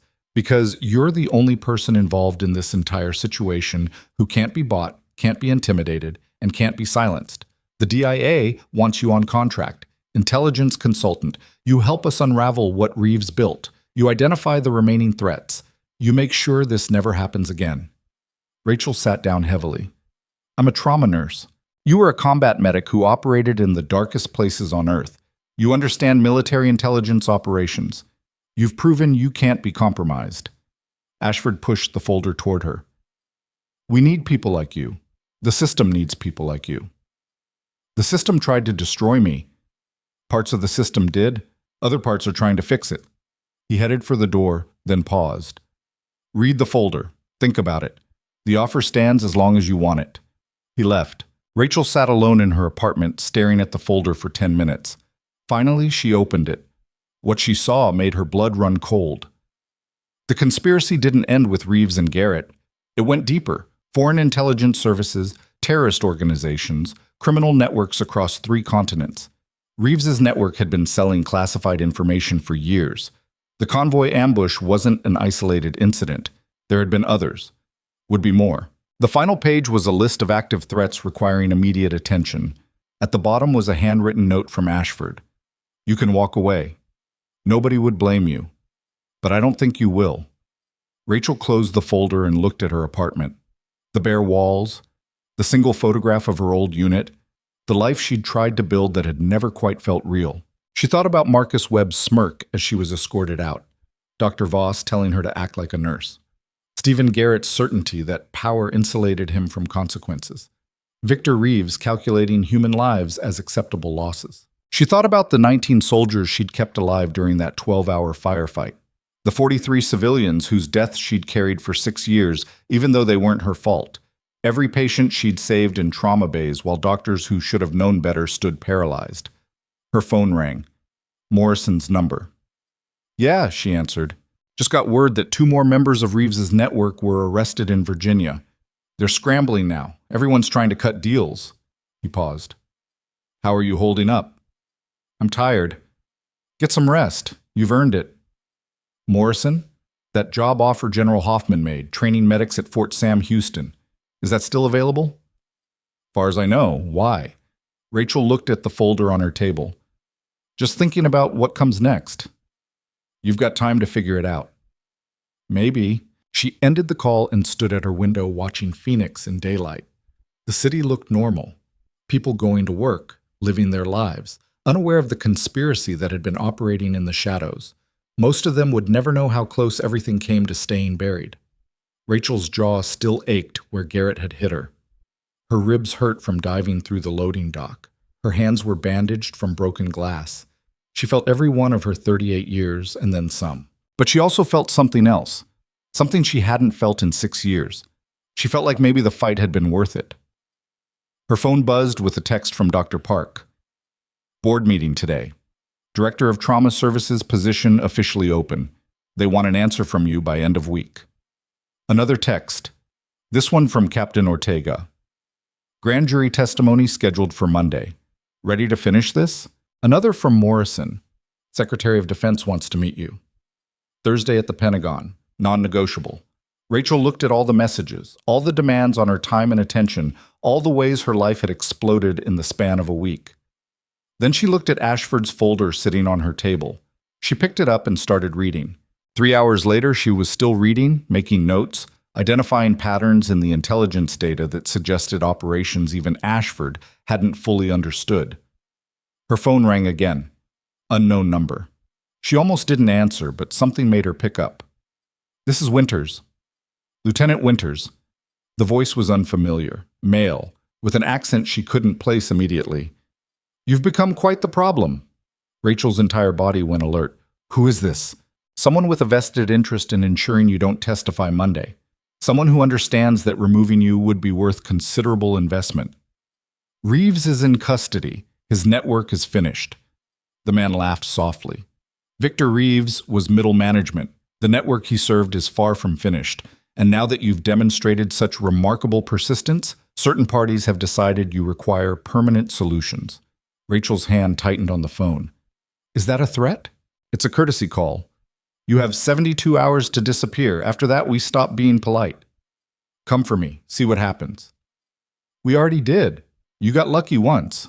Luck runs out. The line went dead. Rachel stood frozen in her living room, the folder still in her hand, Morrison's number pulled up on her phone ready to call. But before she could dial, her apartment's power cut out. Not just her apartment, the entire building went dark. Through her window, she could see the street below was still lit. This was targeted. Rachel moved to her door and checked the peephole. The hallway was dark but empty. She grabbed her keys and the folder and was about to leave when she heard it, a soft mechanical click from her front door. Someone was picking the lock. Rachel backed away from the door, folder clutched against her chest, every nerve screaming the same survival calculations she'd made in a dozen war zones. The lock clicking was methodical, professional, not forced entry, surgical precision. She moved to the window overlooking the fire escape. 3 stories up, rusted metal that probably hadn't been inspected in years. Behind her, the lock finally gave way with a soft snick. Rachel was through the window before the door opened. The fire escape groaned under her weight. She descended fast, not quiet, just fast. Above her, a figure appeared in her window, black tactical clothing, no face visible. A second later, another figure was climbing up from the ground level. They'd bracketed her. Rachel vaulted the railing at the second floor and dropped, landing hard on the alley pavement. Pain shot through her already injured ribs, but she was moving before her brain fully registered it, running toward the street where at least there would be witnesses. Footsteps behind her, close. She burst onto the sidewalk and nearly collided with an elderly man walking his dog. The man shouted something. The dog barked. Rachel kept running, dodging between parked cars, heading for the 24-hour convenience store 2 blocks down that would have cameras and people.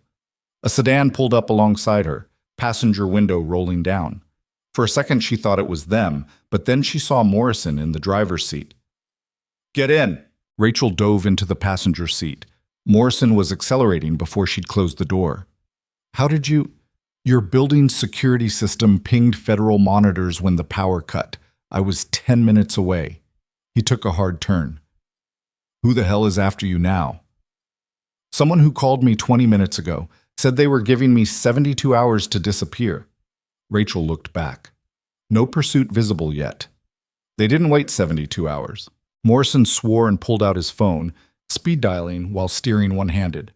"This is Colonel Morrison, authorization code Delta 73. I need immediate protective detail at—" He rattled off an address. 15 minutes? Make it 10. He ended the call and looked at Rachel. "You're coming with me. Safe house. Full security. No arguments. I have the folder Ashford gave me." "Good.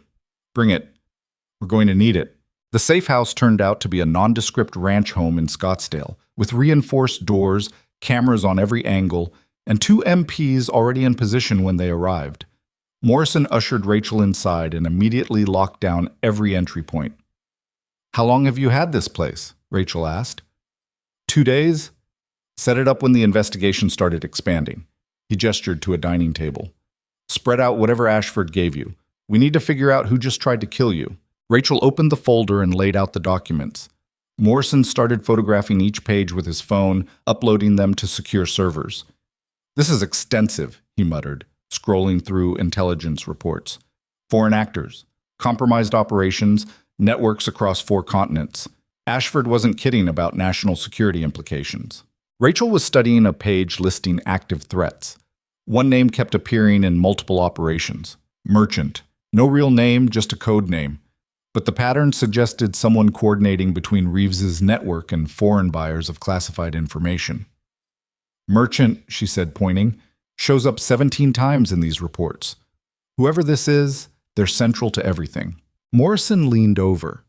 "DIA's been hunting Merchant for 3 years. No confirmed identity. Suspected to be former intelligence community, possibly former military.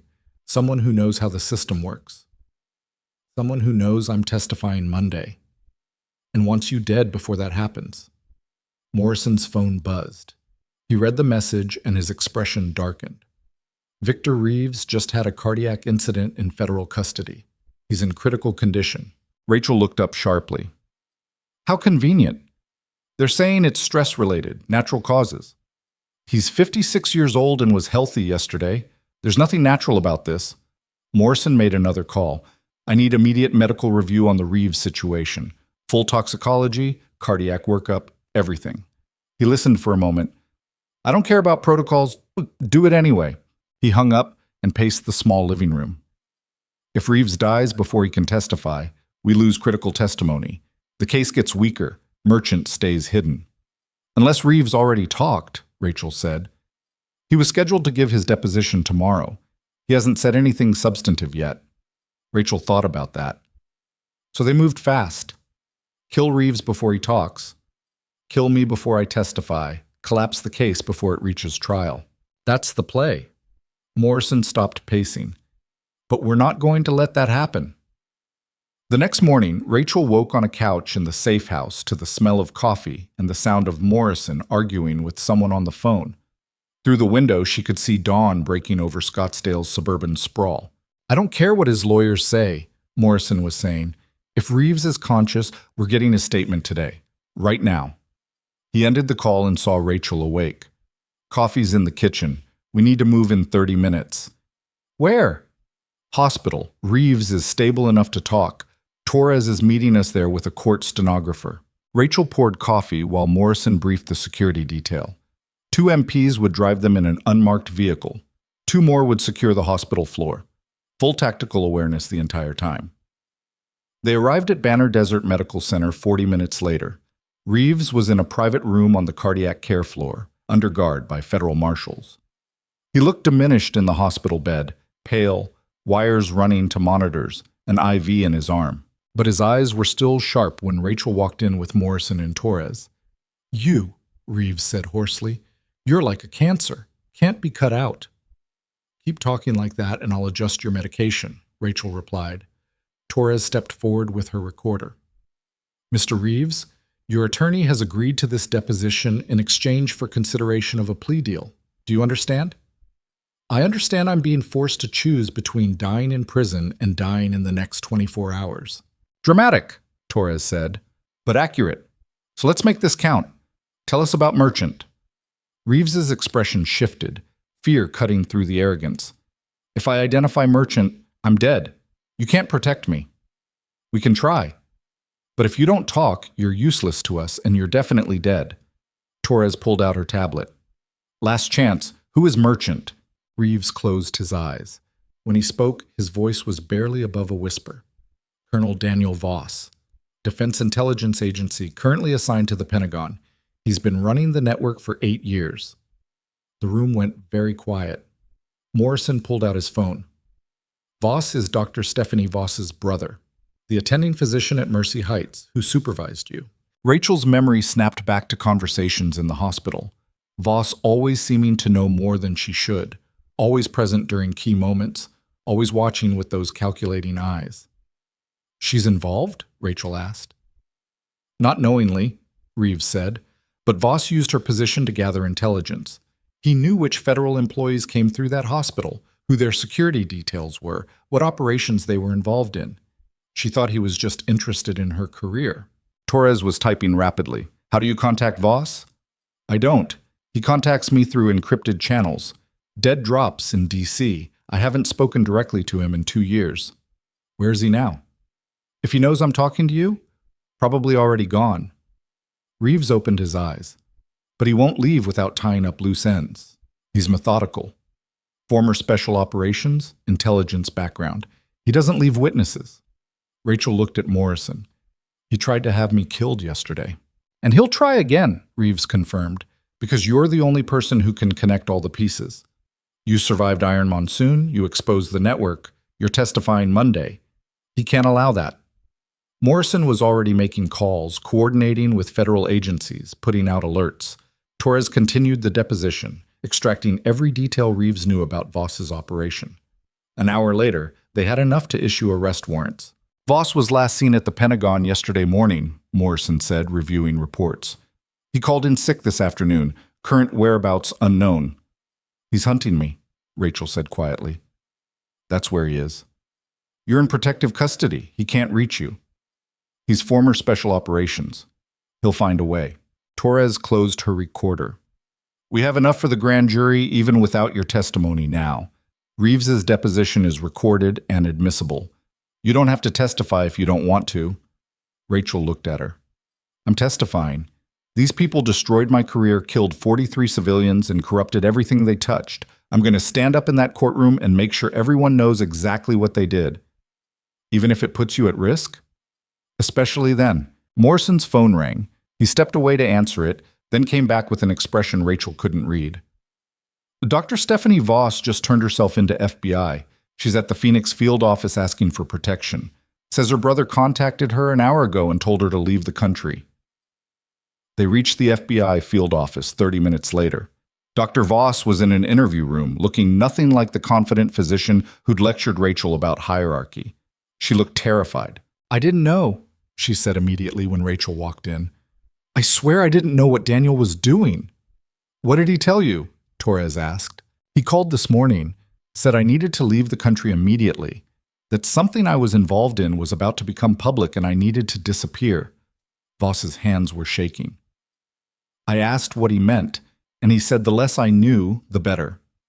Then he told me about Garrett, about the convoy attack, about you. She looked at Rachel. He said you were the problem, that you'd connected too many pieces. Where is he now? I don't know, but he mentioned Phoenix, said he had unfinished business here. Voss pulled out her phone. He sent me this an hour ago. The text message was short. Should have fired her when you had the chance. Now we all pay the price. Rachel read it twice. He blames me for exposing the network. He blames you for surviving when you were supposed to be destroyed, Morrison corrected. Everything since Iron Monsoon, your career, your reputation, your life, was supposed to be over. Instead, you kept fighting. And now he's cornered, Torres said. Desperate. That makes him dangerous. Federal agents were already coordinating with local law enforcement, setting up surveillance on every location connected to the investigation. Airports, train stations, border crossings, all on alert for Colonel Daniel Voss. But Rachel knew he wouldn't run. Men like Voss didn't run. They adapted, they fought back, they eliminated threats before cutting losses. She was the threat. I need to talk to Ashford, Rachel said. Morrison arranged the call. Ashford answered on the first ring. Tell me you have Voss. Not yet, but we have Reeves's confession and Dr. Voss's cooperation. Rachel paused. What can you tell me about Voss's operational background? Tier 1 operator before transitioning to intelligence, specialized in direct action and high-value target elimination. He's extremely competent and extremely ruthless. Weaknesses? He's arrogant, believes he's smarter than everyone else. That's probably why he stayed in Phoenix. He thinks he can eliminate you and disappear before we close the net. Can he? Ashford was quiet for a moment. Under normal circumstances? Probably. But you're not normal circumstances. Rachel ended the call and looked at Morrison. I want to set a trap. Absolutely not. He's hunting me anyway. Let's control the environment, pick the ground, turn his advantage into ours. Torres shook her head. You're a witness, not bait. I'm the only person he wants badly enough to take risks for. We use that. Morrison looked like he wanted to argue, but Rachel could see him running the tactical calculations. Finally, he nodded slowly. If we do this, and I mean if, it's completely controlled. Multiple agencies, overwhelming force, civilian safety paramount. Where? Torres asked. Rachel thought about it. Mercy Heights Hospital. He'll expect me to stay away from there because of the trauma. It's the last place anyone would look for me, and I know every inch of that building. That's a public hospital full of patients and staff, Torres said. We can't have a firefight in a medical facility. We won't. We'll evacuate the section we use, set up in the old administrative wing. It's been closed for renovation since Garrett's arrest. Empty floors, controlled access points, no civilians. Morrison pulled up building schematics on his tablet. This could work. 3 entry points, all monitored, high ground positions for tactical teams, multiple fallback positions if things go wrong. How do we lure Voss there? Torres asked. Rachel pulled out her phone. We let him think he found me. The plan came together over the next 6 hours. Federal agencies coordinated with Phoenix PD. The hospital administration was briefed and agreed to cooperate.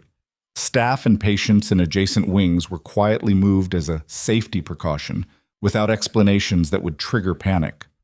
Rachel sat in the safe house writing a single text message, crafting it carefully to sound like she was trying to stay hidden, but failing. Staying with friend near hospital tonight. Can't keep running. Testifying Monday no matter what. She sent it to her own number from a burner phone, then posted on a barely used social media account. Sometimes the only way out is through. Monday can't come soon enough. Digital breadcrumbs for someone monitoring her communications. Someone smart enough to track her, but arrogant enough to think she didn't know. That's either brilliant or suicidal, Morrison said, reading over her shoulder. Possibly both. They moved into position at Mercy Heights after dark. Federal tactical teams in the closed administrative wing, sniper positions on surrounding buildings, mobile units staged 3 blocks out. The entire operation involving more than 60 personnel, all invisible to anyone passing by. Rachel was in a third-floor office that used to belong to a hospital CFO, now empty except for a desk and chair. She sat in the dark watching the street below, waiting. Morrison was 2 rooms away with the tactical commander. Torres was in the command vehicle outside. Every agency involved was on secure communications, coordinated down to the second. Rachel's phone buzzed. Text from an unknown number. The friend you're staying with. What's their name? Her blood went cold. Voss was testing her, seeing if she'd respond, trying to confirm her location. She didn't reply. 10 minutes later, her phone rang. She didn't answer. It rang again and again. He knows, Rachel said into her radio. He's probing. Let him, Morrison replied. We're ready. At 11:47 p.m., motion sensors detected someone approaching the service entrance on the east side. Thermal imaging showed a single individual, moving with tactical precision, checking angles before advancing. Contact, the tactical commander said quietly. Single individual, east entrance, armed. Rachel watched her tablet showing camera feeds. The figure was dressed in dark clothing, face obscured, carrying what looked like a suppressed pistol. He moved like someone who'd done this 1,000 times. He reached the service door and bypassed the lock in under 30 seconds. Former special operations, definitely. He's inside, Morrison said. All units hold position. Let him commit. The figure moved through the empty corridors, clearing rooms systematically. He was heading toward the 3rd floor, toward the office where Rachel was sitting in the dark. Rachel's heart was pounding, but her hands were steady. She'd been afraid before, in firefights, during ambushes, when everything went wrong. Fear wasn't the enemy, panic was. The figure reached the 3rd floor stairwell. Camera feeds showed him pause, listening, scanning. Then he moved forward again, more cautious now. He was 20 feet from Rachel's door. All units stand by, the tactical commander said. 15 feet. Rachel could hear his footsteps now, soft but distinct in the empty building. 10 feet. The door handle turned slowly. Execute, the commander said. Every light in the building came on simultaneously, blinding intensity. Tactical teams emerged from positions with weapons raised, flashbangs detonated in the hallway, voices screaming commands. Federal agents, drop the weapon, drop it now! The figure stumbled backward, raising his pistol, and Rachel saw his face clearly for the first time. It wasn't Colonel Daniel Voss. It was a woman, late 30s, military bearing, eyes wide with shock and fear. She dropped the weapon immediately and raised her hands. Don't shoot! I'm Captain Linda Ortega, JAG Corps. Don't shoot! The tactical team swarmed her, securing her weapon, checking for additional threats. Rachel was on her feet, moving into the hallway. What the hell? Morrison was beside her, radio pressed to his ear. That's not Voss. Ortega was on her knees, hands zip-tied behind her back, looking confused and terrified. Colonel Morrison, what's happening? I got a message saying Rachel was in danger, that I needed to... She stopped. Understanding crossed her face at the same moment it hit Rachel. It's a diversion, Rachel said. Voss sent her here to draw everyone away from... Her phone rang. Victor Reeves's number, from the hospital where he was under guard. Rachel answered. Ms. Winters. Voss's voice was calm, almost pleasant. I'm impressed you figured out the bait and switch, but while you've been playing soldier in an empty building, I've been having a productive conversation with Mr. Reeves. Rachel's blood turned to ice. What did you do? Ensured his testimony won't be a problem. Cardiac patients are so fragile. Another incident, very tragic. He coded twice already. The third time probably won't be reversible. Federal marshals are guarding him. Federal marshals are human. They get distracted. And hospital security systems can be compromised if you know the right people. Voss paused. Dr. Voss sends her regards, by the way. She was always so proud of her big brother. She turned you in. She thought she did. But who do you think suggested she come forward? Who do you think has been feeding the FBI information through her all evening? He laughed softly. I've been inside your investigation from the beginning. I knew about the trap tonight. I knew you'd use Ortega's phone to lure me.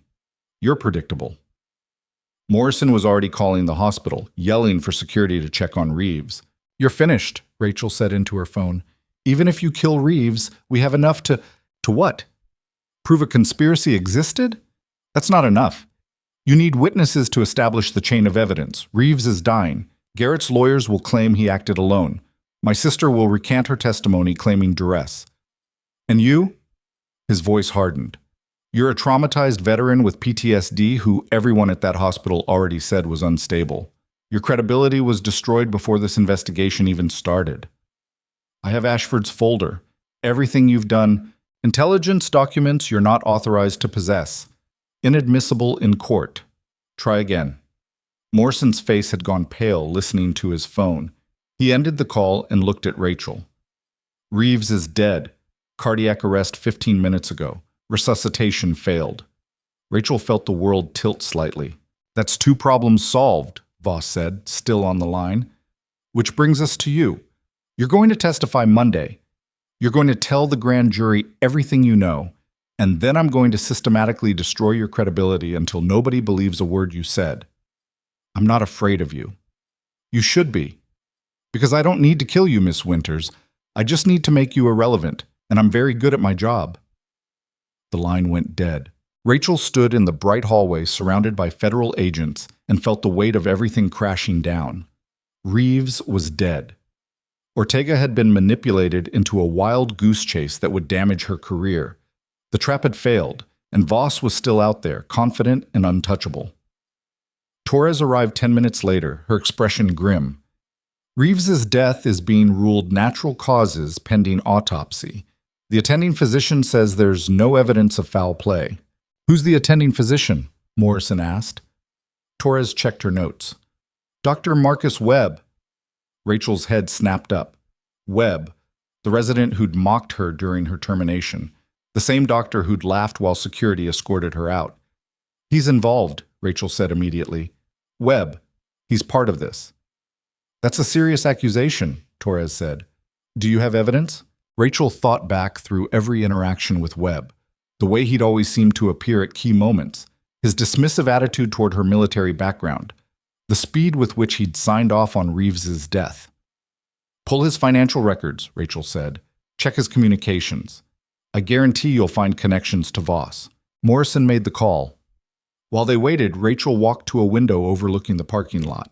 Somewhere out there, Voss was moving, planning, staying 3 steps ahead while they scrambled to catch up.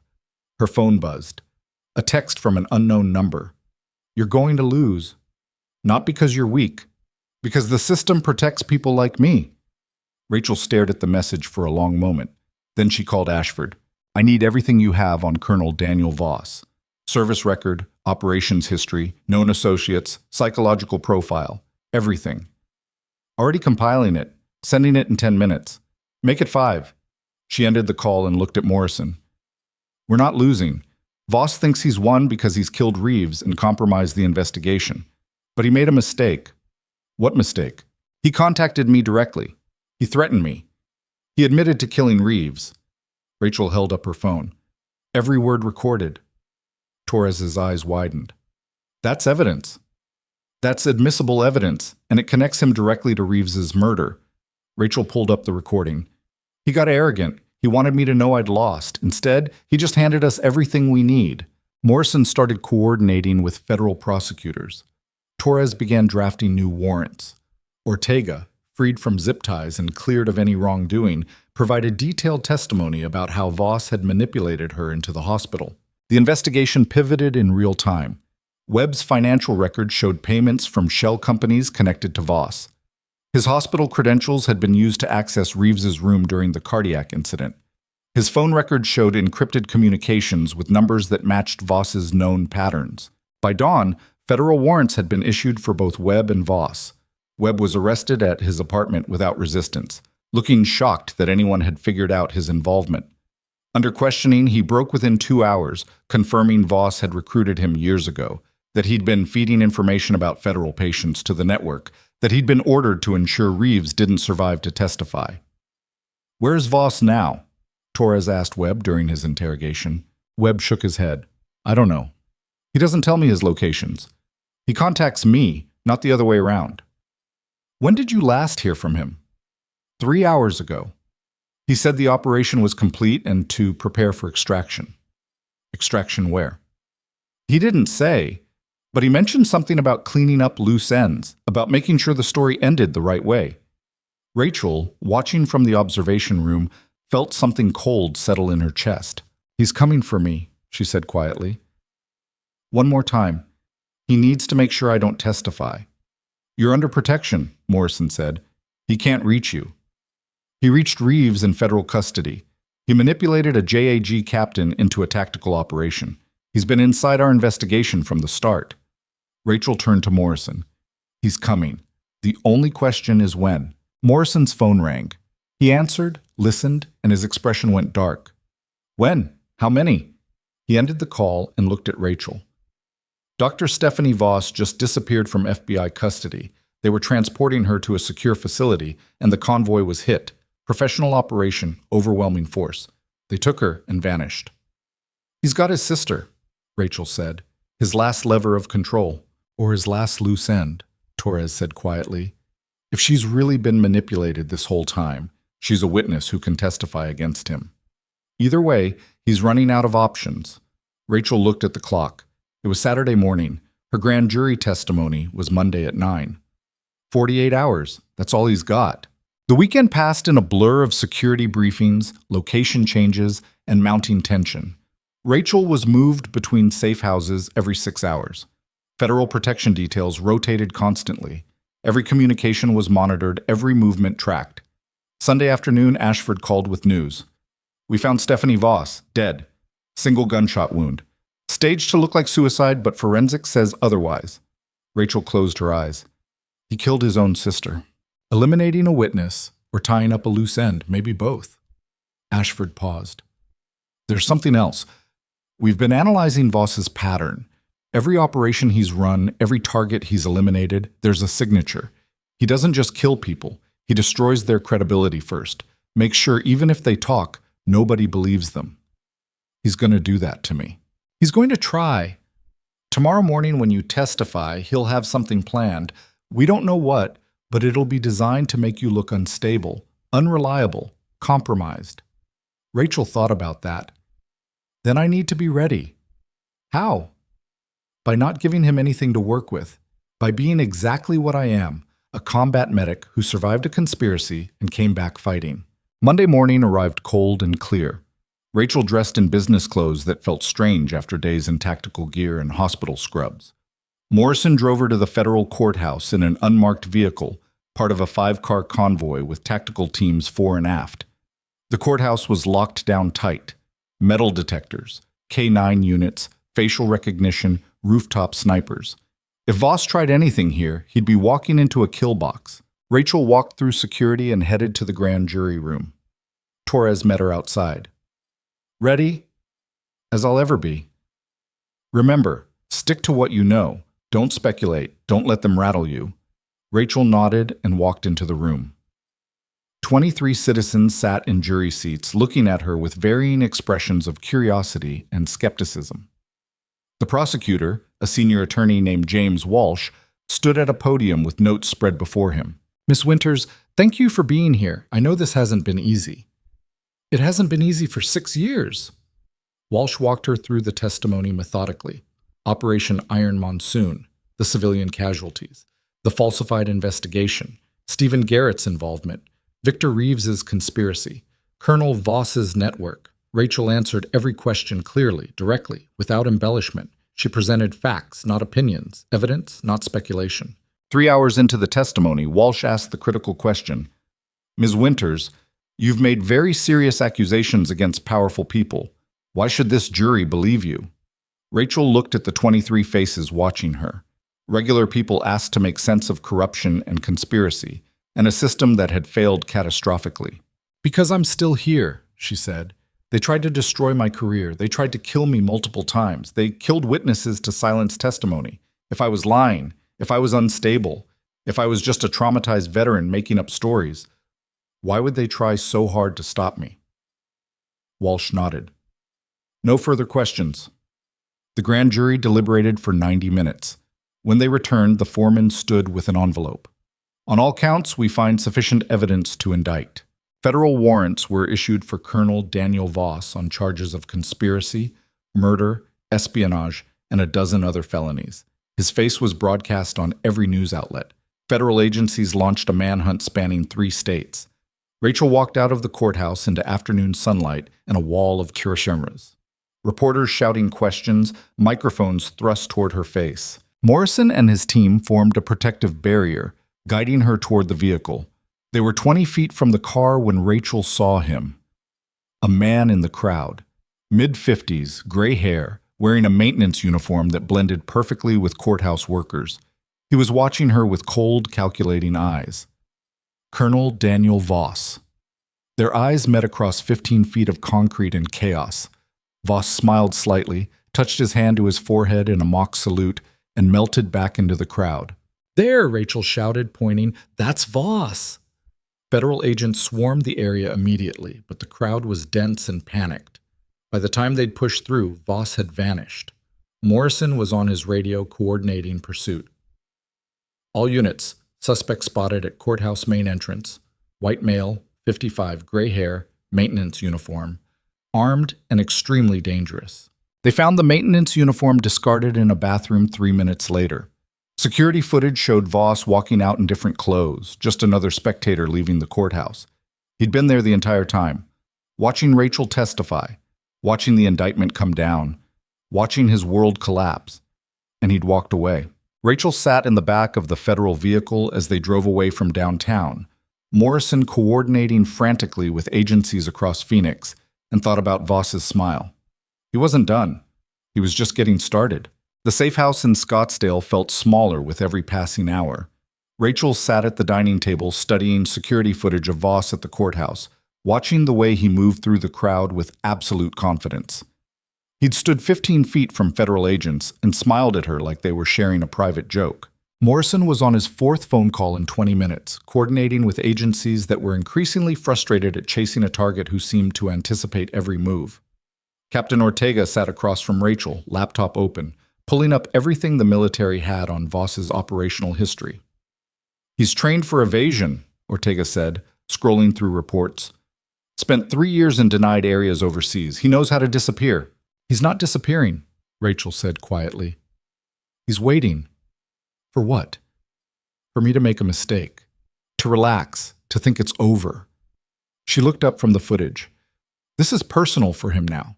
I didn't just expose his network, I embarrassed him. He stood in that courthouse and watched everything he built come apart." Morrison ended his call and sat down heavily. "Every federal agency in the Southwest is hunting him. We have his face on every news outlet. Banks are monitoring his accounts. We've contacted every known associate. He's boxed in." "Men like Voss don't get boxed in," Rachel said. "They adapt." Her phone buzzed. Text from an unknown number. "You think you won. Check the news. Check the..." Rachel grabbed the remote and turned on the television. Every channel was running the same story. Leaked documents suggesting Rachel had fabricated parts of her testimony. Anonymous sources claiming she'd been treated for severe PTSD and paranoid delusions. Questions about her mental stability, her military record, her credibility. "That's impossible," Ortega said. "We vetted everything. Her testimony is corroborated by physical evidence." "Evidence that's now being questioned," Morrison interrupted, reading alerts on his phone. "Someone's feeding reporters information designed to undermine the case. Medical records, psychological evaluations, incident reports from her time in service." Rachel felt ice in her stomach. "Those records are sealed, classified. Voss has access to classified systems. He's burning everything down on his way out." Morrison was typing rapidly. "I'm contacting the prosecutors. They need to get ahead of this. But Rachel knew it was too late. The story was out there now, spreading across social media, cable news, every platform that thrived on controversy. By tomorrow morning, half the country would believe she was an unstable veteran with questionable credibility. Voss had done exactly what Ashford warned he would, destroyed her credibility before anyone could stop him. Her phone rang. Angela Torres. "I'm watching the news," Torres said without preamble. "We're drafting responses now. The U.S. Attorney's Office will issue a statement confirming the validity of your testimony. It won't matter. People believe the first story they hear. Corrections never catch up. Then we fight harder." Torres's voice was steel. "You didn't survive this long to let him win with media manipulation." Rachel ended the call and stood up, pacing the small living room. Every instinct screamed that Voss was close, watching, waiting for the perfect moment to finish what he'd started. "He wants me isolated," Rachel said. "He's attacking my credibility, so when something happens to me, people will believe I was unstable. Another tragic veteran who couldn't handle the pressure." "Nothing's going to happen to you," Morrison said. "You're under protection. Reeves was under protection. Dr. Voss was under protection. Webb was arrested in federal custody, and Voss still got to him." Rachel stopped pacing. "He's not done. This media attack is cover for something else." Ortega looked up from her laptop. "I might have something. Voss has a property in his ex-wife's name. Small ranch outside Cave Creek, 40 minutes north. It's not on any official records, but I found a tax filing discrepancy." Morrison was already moving. "Get tactical teams mobilized. If Voss is there—" "He's not there," Rachel interrupted.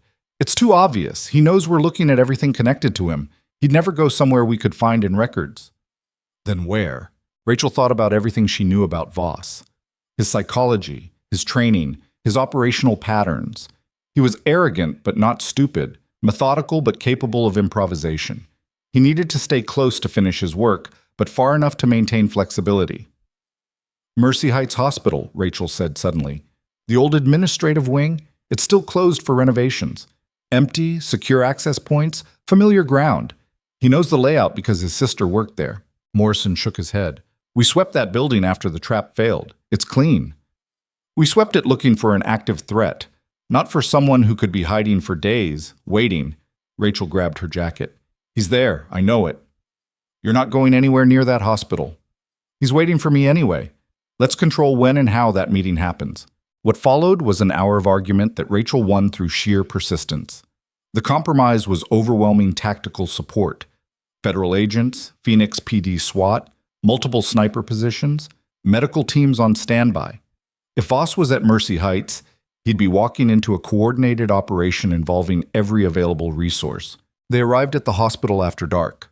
The building was mostly empty, visiting hours over, only critical staff on duty. The closed administrative wing was completely dark, yellow caution tape across the entrance.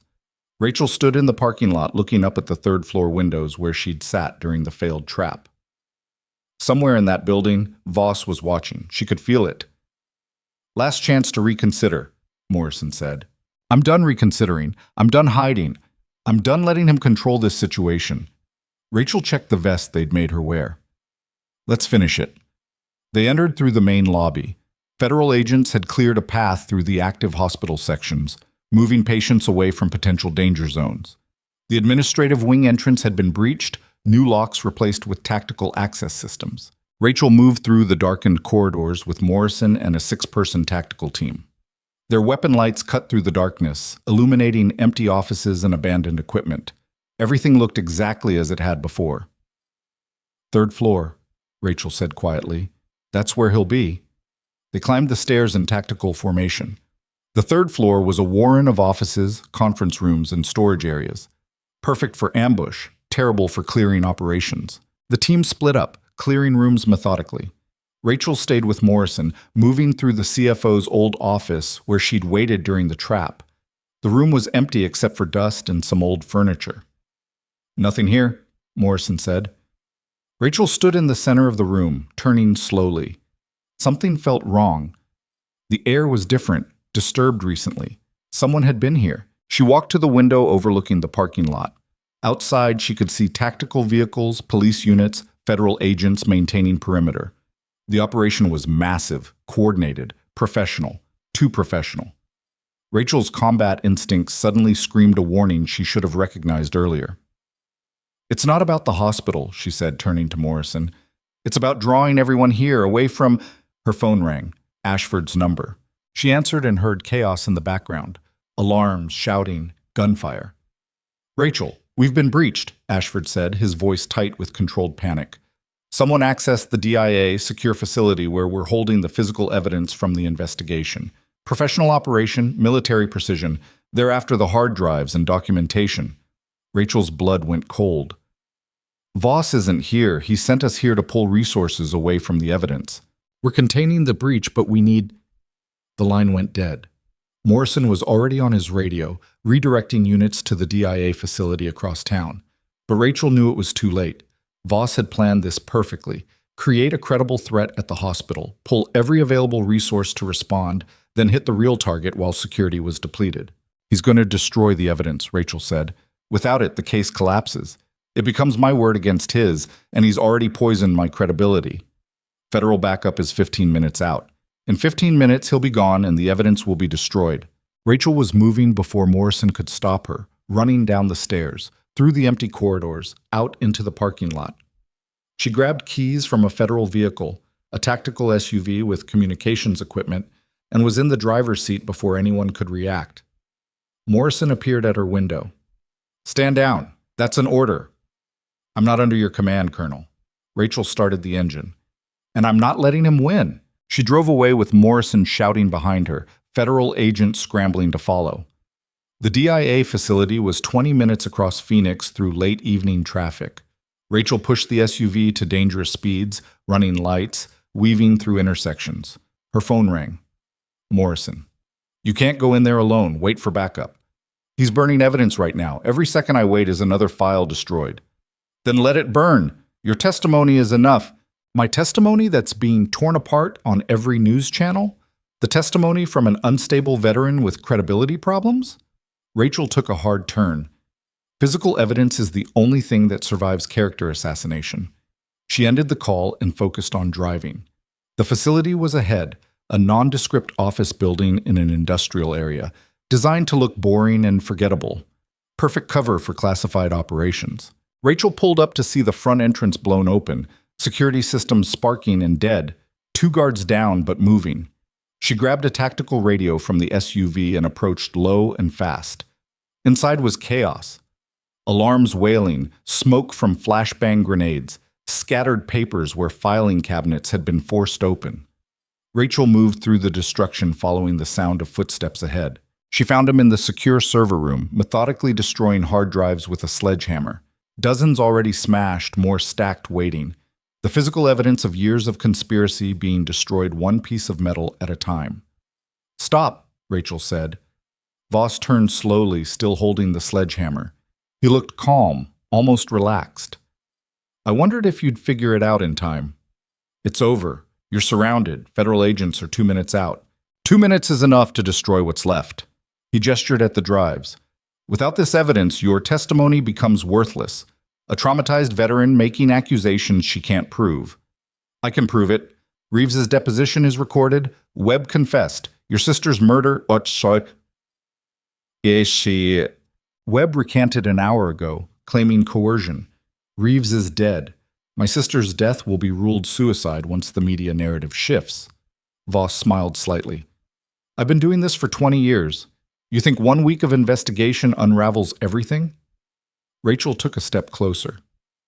"You killed 43 civilians and blamed me for it. You corrupted military operations for profit. You murdered your own sister to protect yourself.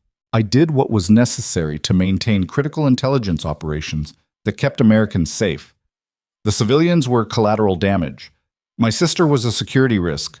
You were supposed to disappear 6 years ago." He hefted the sledgehammer. Time to correct that mistake.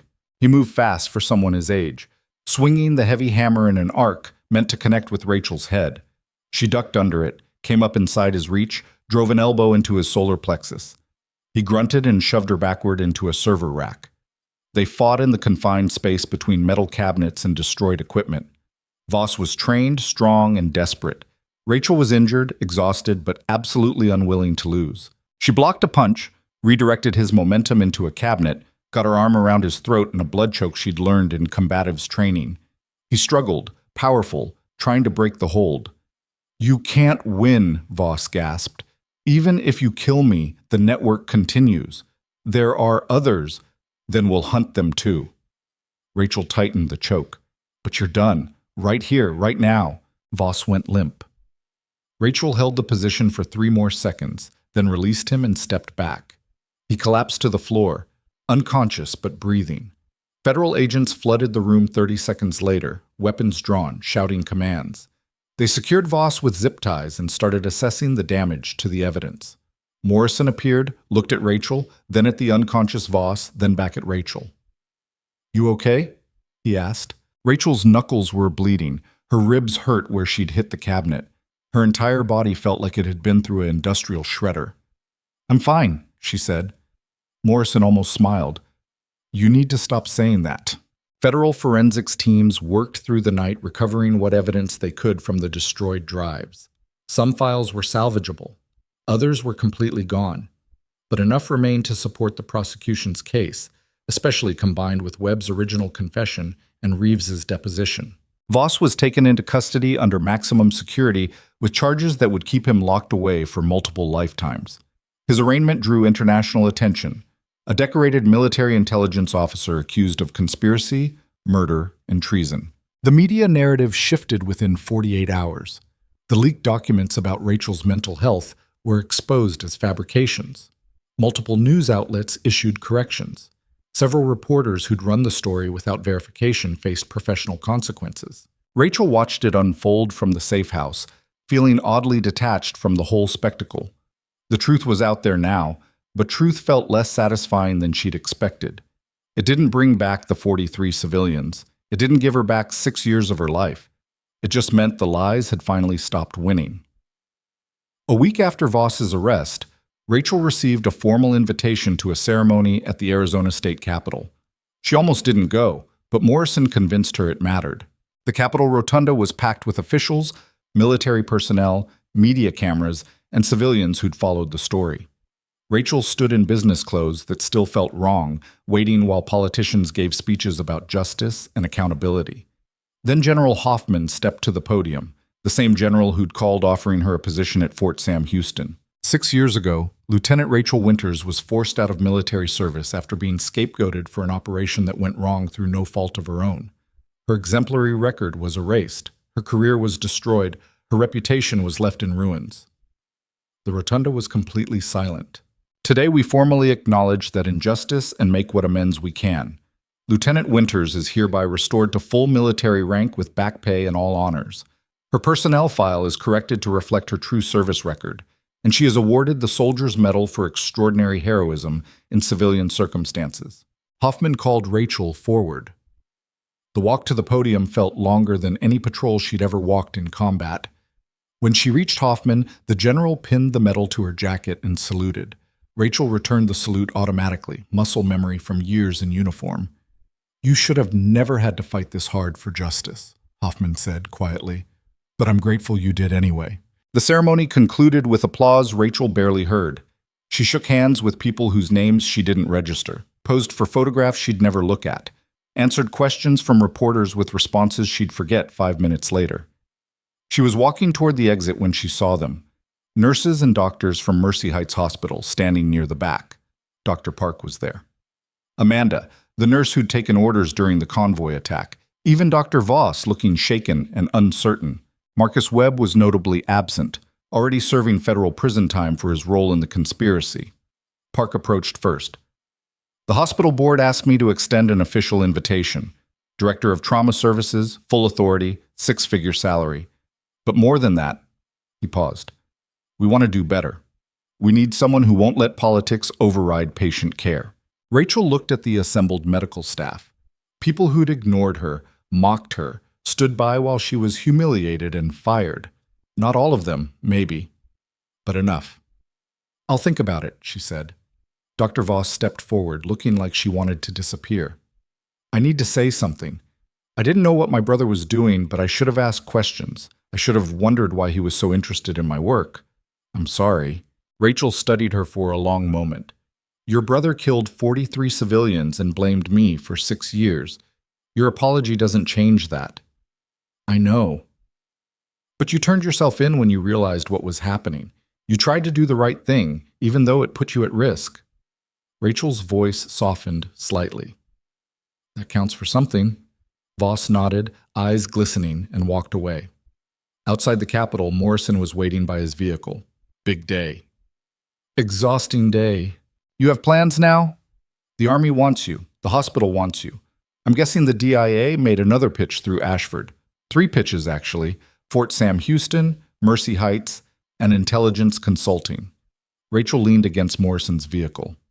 Everyone wants the decorated veteran now that I'm useful again. You sound cynical. I sound realistic. 6 years ago, these same institutions destroyed me. Now they want me back because I'm good publicity. Morrison was quiet for a moment. You're right. The system failed you badly, and I can't promise it won't fail you again because systems are built and run by flawed people who make terrible decisions under pressure. Great pep talk. But here's what I know. You don't quit. You don't accept injustice. You fight back even when the odds are impossible. The system needs people like you precisely because it's flawed. He opened his vehicle door. So whatever you decide, make sure it's what you want, not what other people think you deserve. He drove away, leaving Rachel standing in the Arizona afternoon trying to figure out what she actually wanted. Her phone buzzed. Text from Captain Ortega. JAG review completed. Operation Iron Monsoon investigation formally closed. All blame removed from your record. Official apology issued. Full story declassified. Another text, this one from Angela Torres. Voss arraignment tomorrow. Press conference after. You're invited to attend if you want. Another from Dr. Park. No pressure on the hospital position, but we'd really like you to consider it. We need someone who remembers medicine is about saving lives, not protecting careers. Rachel stood there reading messages from people who'd become unexpected allies over the past 2 weeks.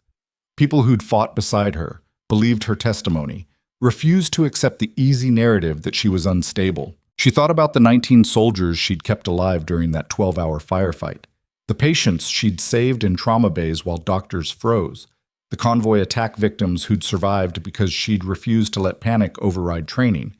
She'd spent 6 years feeling like a failure, carrying guilt for deaths that weren't her fault, accepting a narrative written by corrupt people protecting themselves.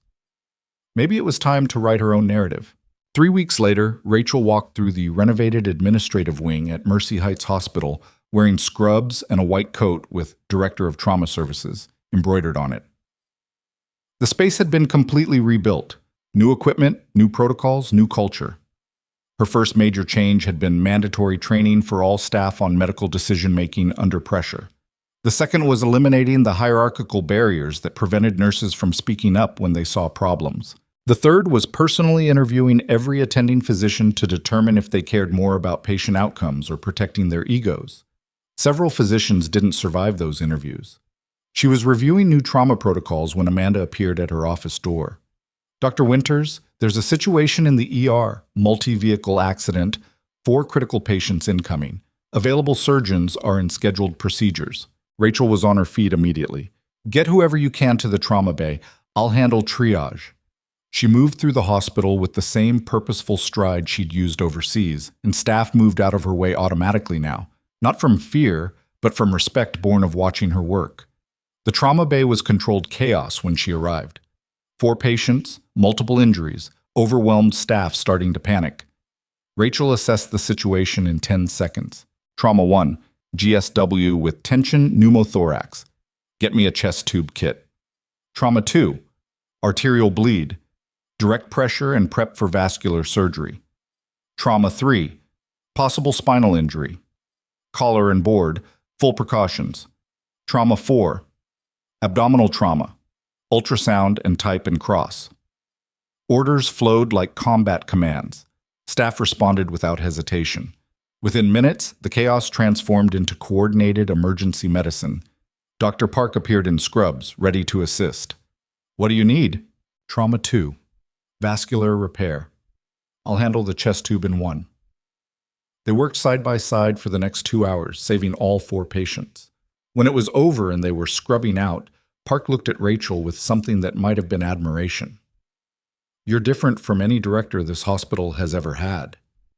I remember what it's like when people die because someone worried more about hierarchy than doing the right thing. Rachel dried her hands. We don't do that here anymore. Park nodded slowly. I'm glad you took the position. I am too. That evening, Rachel stood in her new office looking out at Phoenix as the sun set. Her military medal was framed on the wall beside her medical credentials. The photograph of her old unit had a place of honor on her desk. She'd rebuilt her life, but not into what it was before. She'd built something different, a career that used everything she'd learned in combat and everything she'd survived afterward. A position where she could make sure young doctors and nurses never learned to value politics over patients. Her phone rang. Morrison. Wanted to update you. Voss's trial date is set for next spring. Federal prosecutors are confident. They're also pursuing charges against 12 other members of the network. Good. How's the new job? Busy, challenging, worth it. Rachel paused. I'm also accepting the Fort Sam Houston position part-time, training combat medics on weekends and evenings. Figured I could do both. Morrison laughed. Of course you can, because one full-time job isn't enough. Someone needs to teach the next generation. Might as well be someone who knows what they're actually going to face. You ever think about slowing down? Rachel looked at the city outside her window, at the hospital below where patients needed care and staff needed leadership, at the life she'd fought so hard to reclaim. No, she said, I really don't. 6 months later, Rachel stood in front of a lecture hall at Fort Sam Houston, addressing 200 combat medics in training. Young soldiers staring at her with the mixture of confidence and terror that came from knowing they'd soon be tested in ways they couldn't imagine. You're going to see things that break you, Rachel told them. You're going to make mistakes that haunt you. You're going to feel like you're not good enough, not fast enough, not strong enough to save everyone. The room was completely silent. And you're going to be right. You can't save everyone. Some people die no matter what you do. Some situations are impossible from the start. She paused. But that doesn't mean you stop fighting. That doesn't mean you accept failure. That means you save the ones you can, you learn from the ones you lose, and you keep moving forward. After the lecture, a young private approached her hesitantly. Ma'am, I read about what happened to you after Operation Iron Monsoon. How did you keep going when everyone turned against you? Rachel considered the question. I didn't keep going because I was strong. I kept going because I was stubborn. I kept going because the alternative was accepting that corrupt people could destroy good people and face no consequences. Were you scared? Terrified. Every day. But fear is just information. It tells you something matters enough to be afraid of losing it. Rachel looked at the young soldier. Don't let fear stop you. Let it focus you.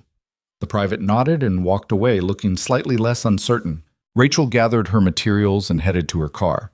She had a flight back to Phoenix, a shift at Mercy Heights tomorrow morning, patient reviews in the afternoon, and a meeting with hospital board about expanding the trauma program. Her phone buzzed with a text from Morrison. News coverage of Voss trial starting. You're mentioned prominently as the key witness who refused to back down. Thought you'd want to know. Rachel didn't turn on the news. She didn't need to watch her vindication play out on television. She'd already won the only victory that mattered. She'd survived, she'd fought back, and she'd built something meaningful from the wreckage. That night, lying in bed in her apartment that felt more like home now, Rachel thought about the journey from humiliated nurse to decorated veteran to hospital director. The pain, the fear, the moments when quitting seemed like the only rational choice. She thought about Stephen Garrett in federal prison. Victor Reeves dead because he'd underestimated how far people would go to protect conspiracy. Colonel Voss facing trial with overwhelming evidence against him. Marcus Webb serving time for murder. All of them had believed their power made them untouchable. All of them had been wrong. Justice was slow and imperfect and exhausting. But it was possible. Rachel's last thought before sleep was simple. She'd been tested in ways most people never would be, and she'd emerged not broken, but tempered. Not defeated, but determined. Some storms announced themselves with thunder and lightning. Others arrived quiet and cold and absolutely unstoppable. And Rachel Winters had proven herself to be exactly that kind of storm. The kind that looked unremarkable until it was too late to prepare. And by then the damage was done and the landscape forever changed. She'd been dismissed as too aggressive, too damaged, too too military for civilian life. Turned out those weren't weaknesses. They were exactly the qualities needed to tear down corruption and rebuild something better in its place. And she was just getting started.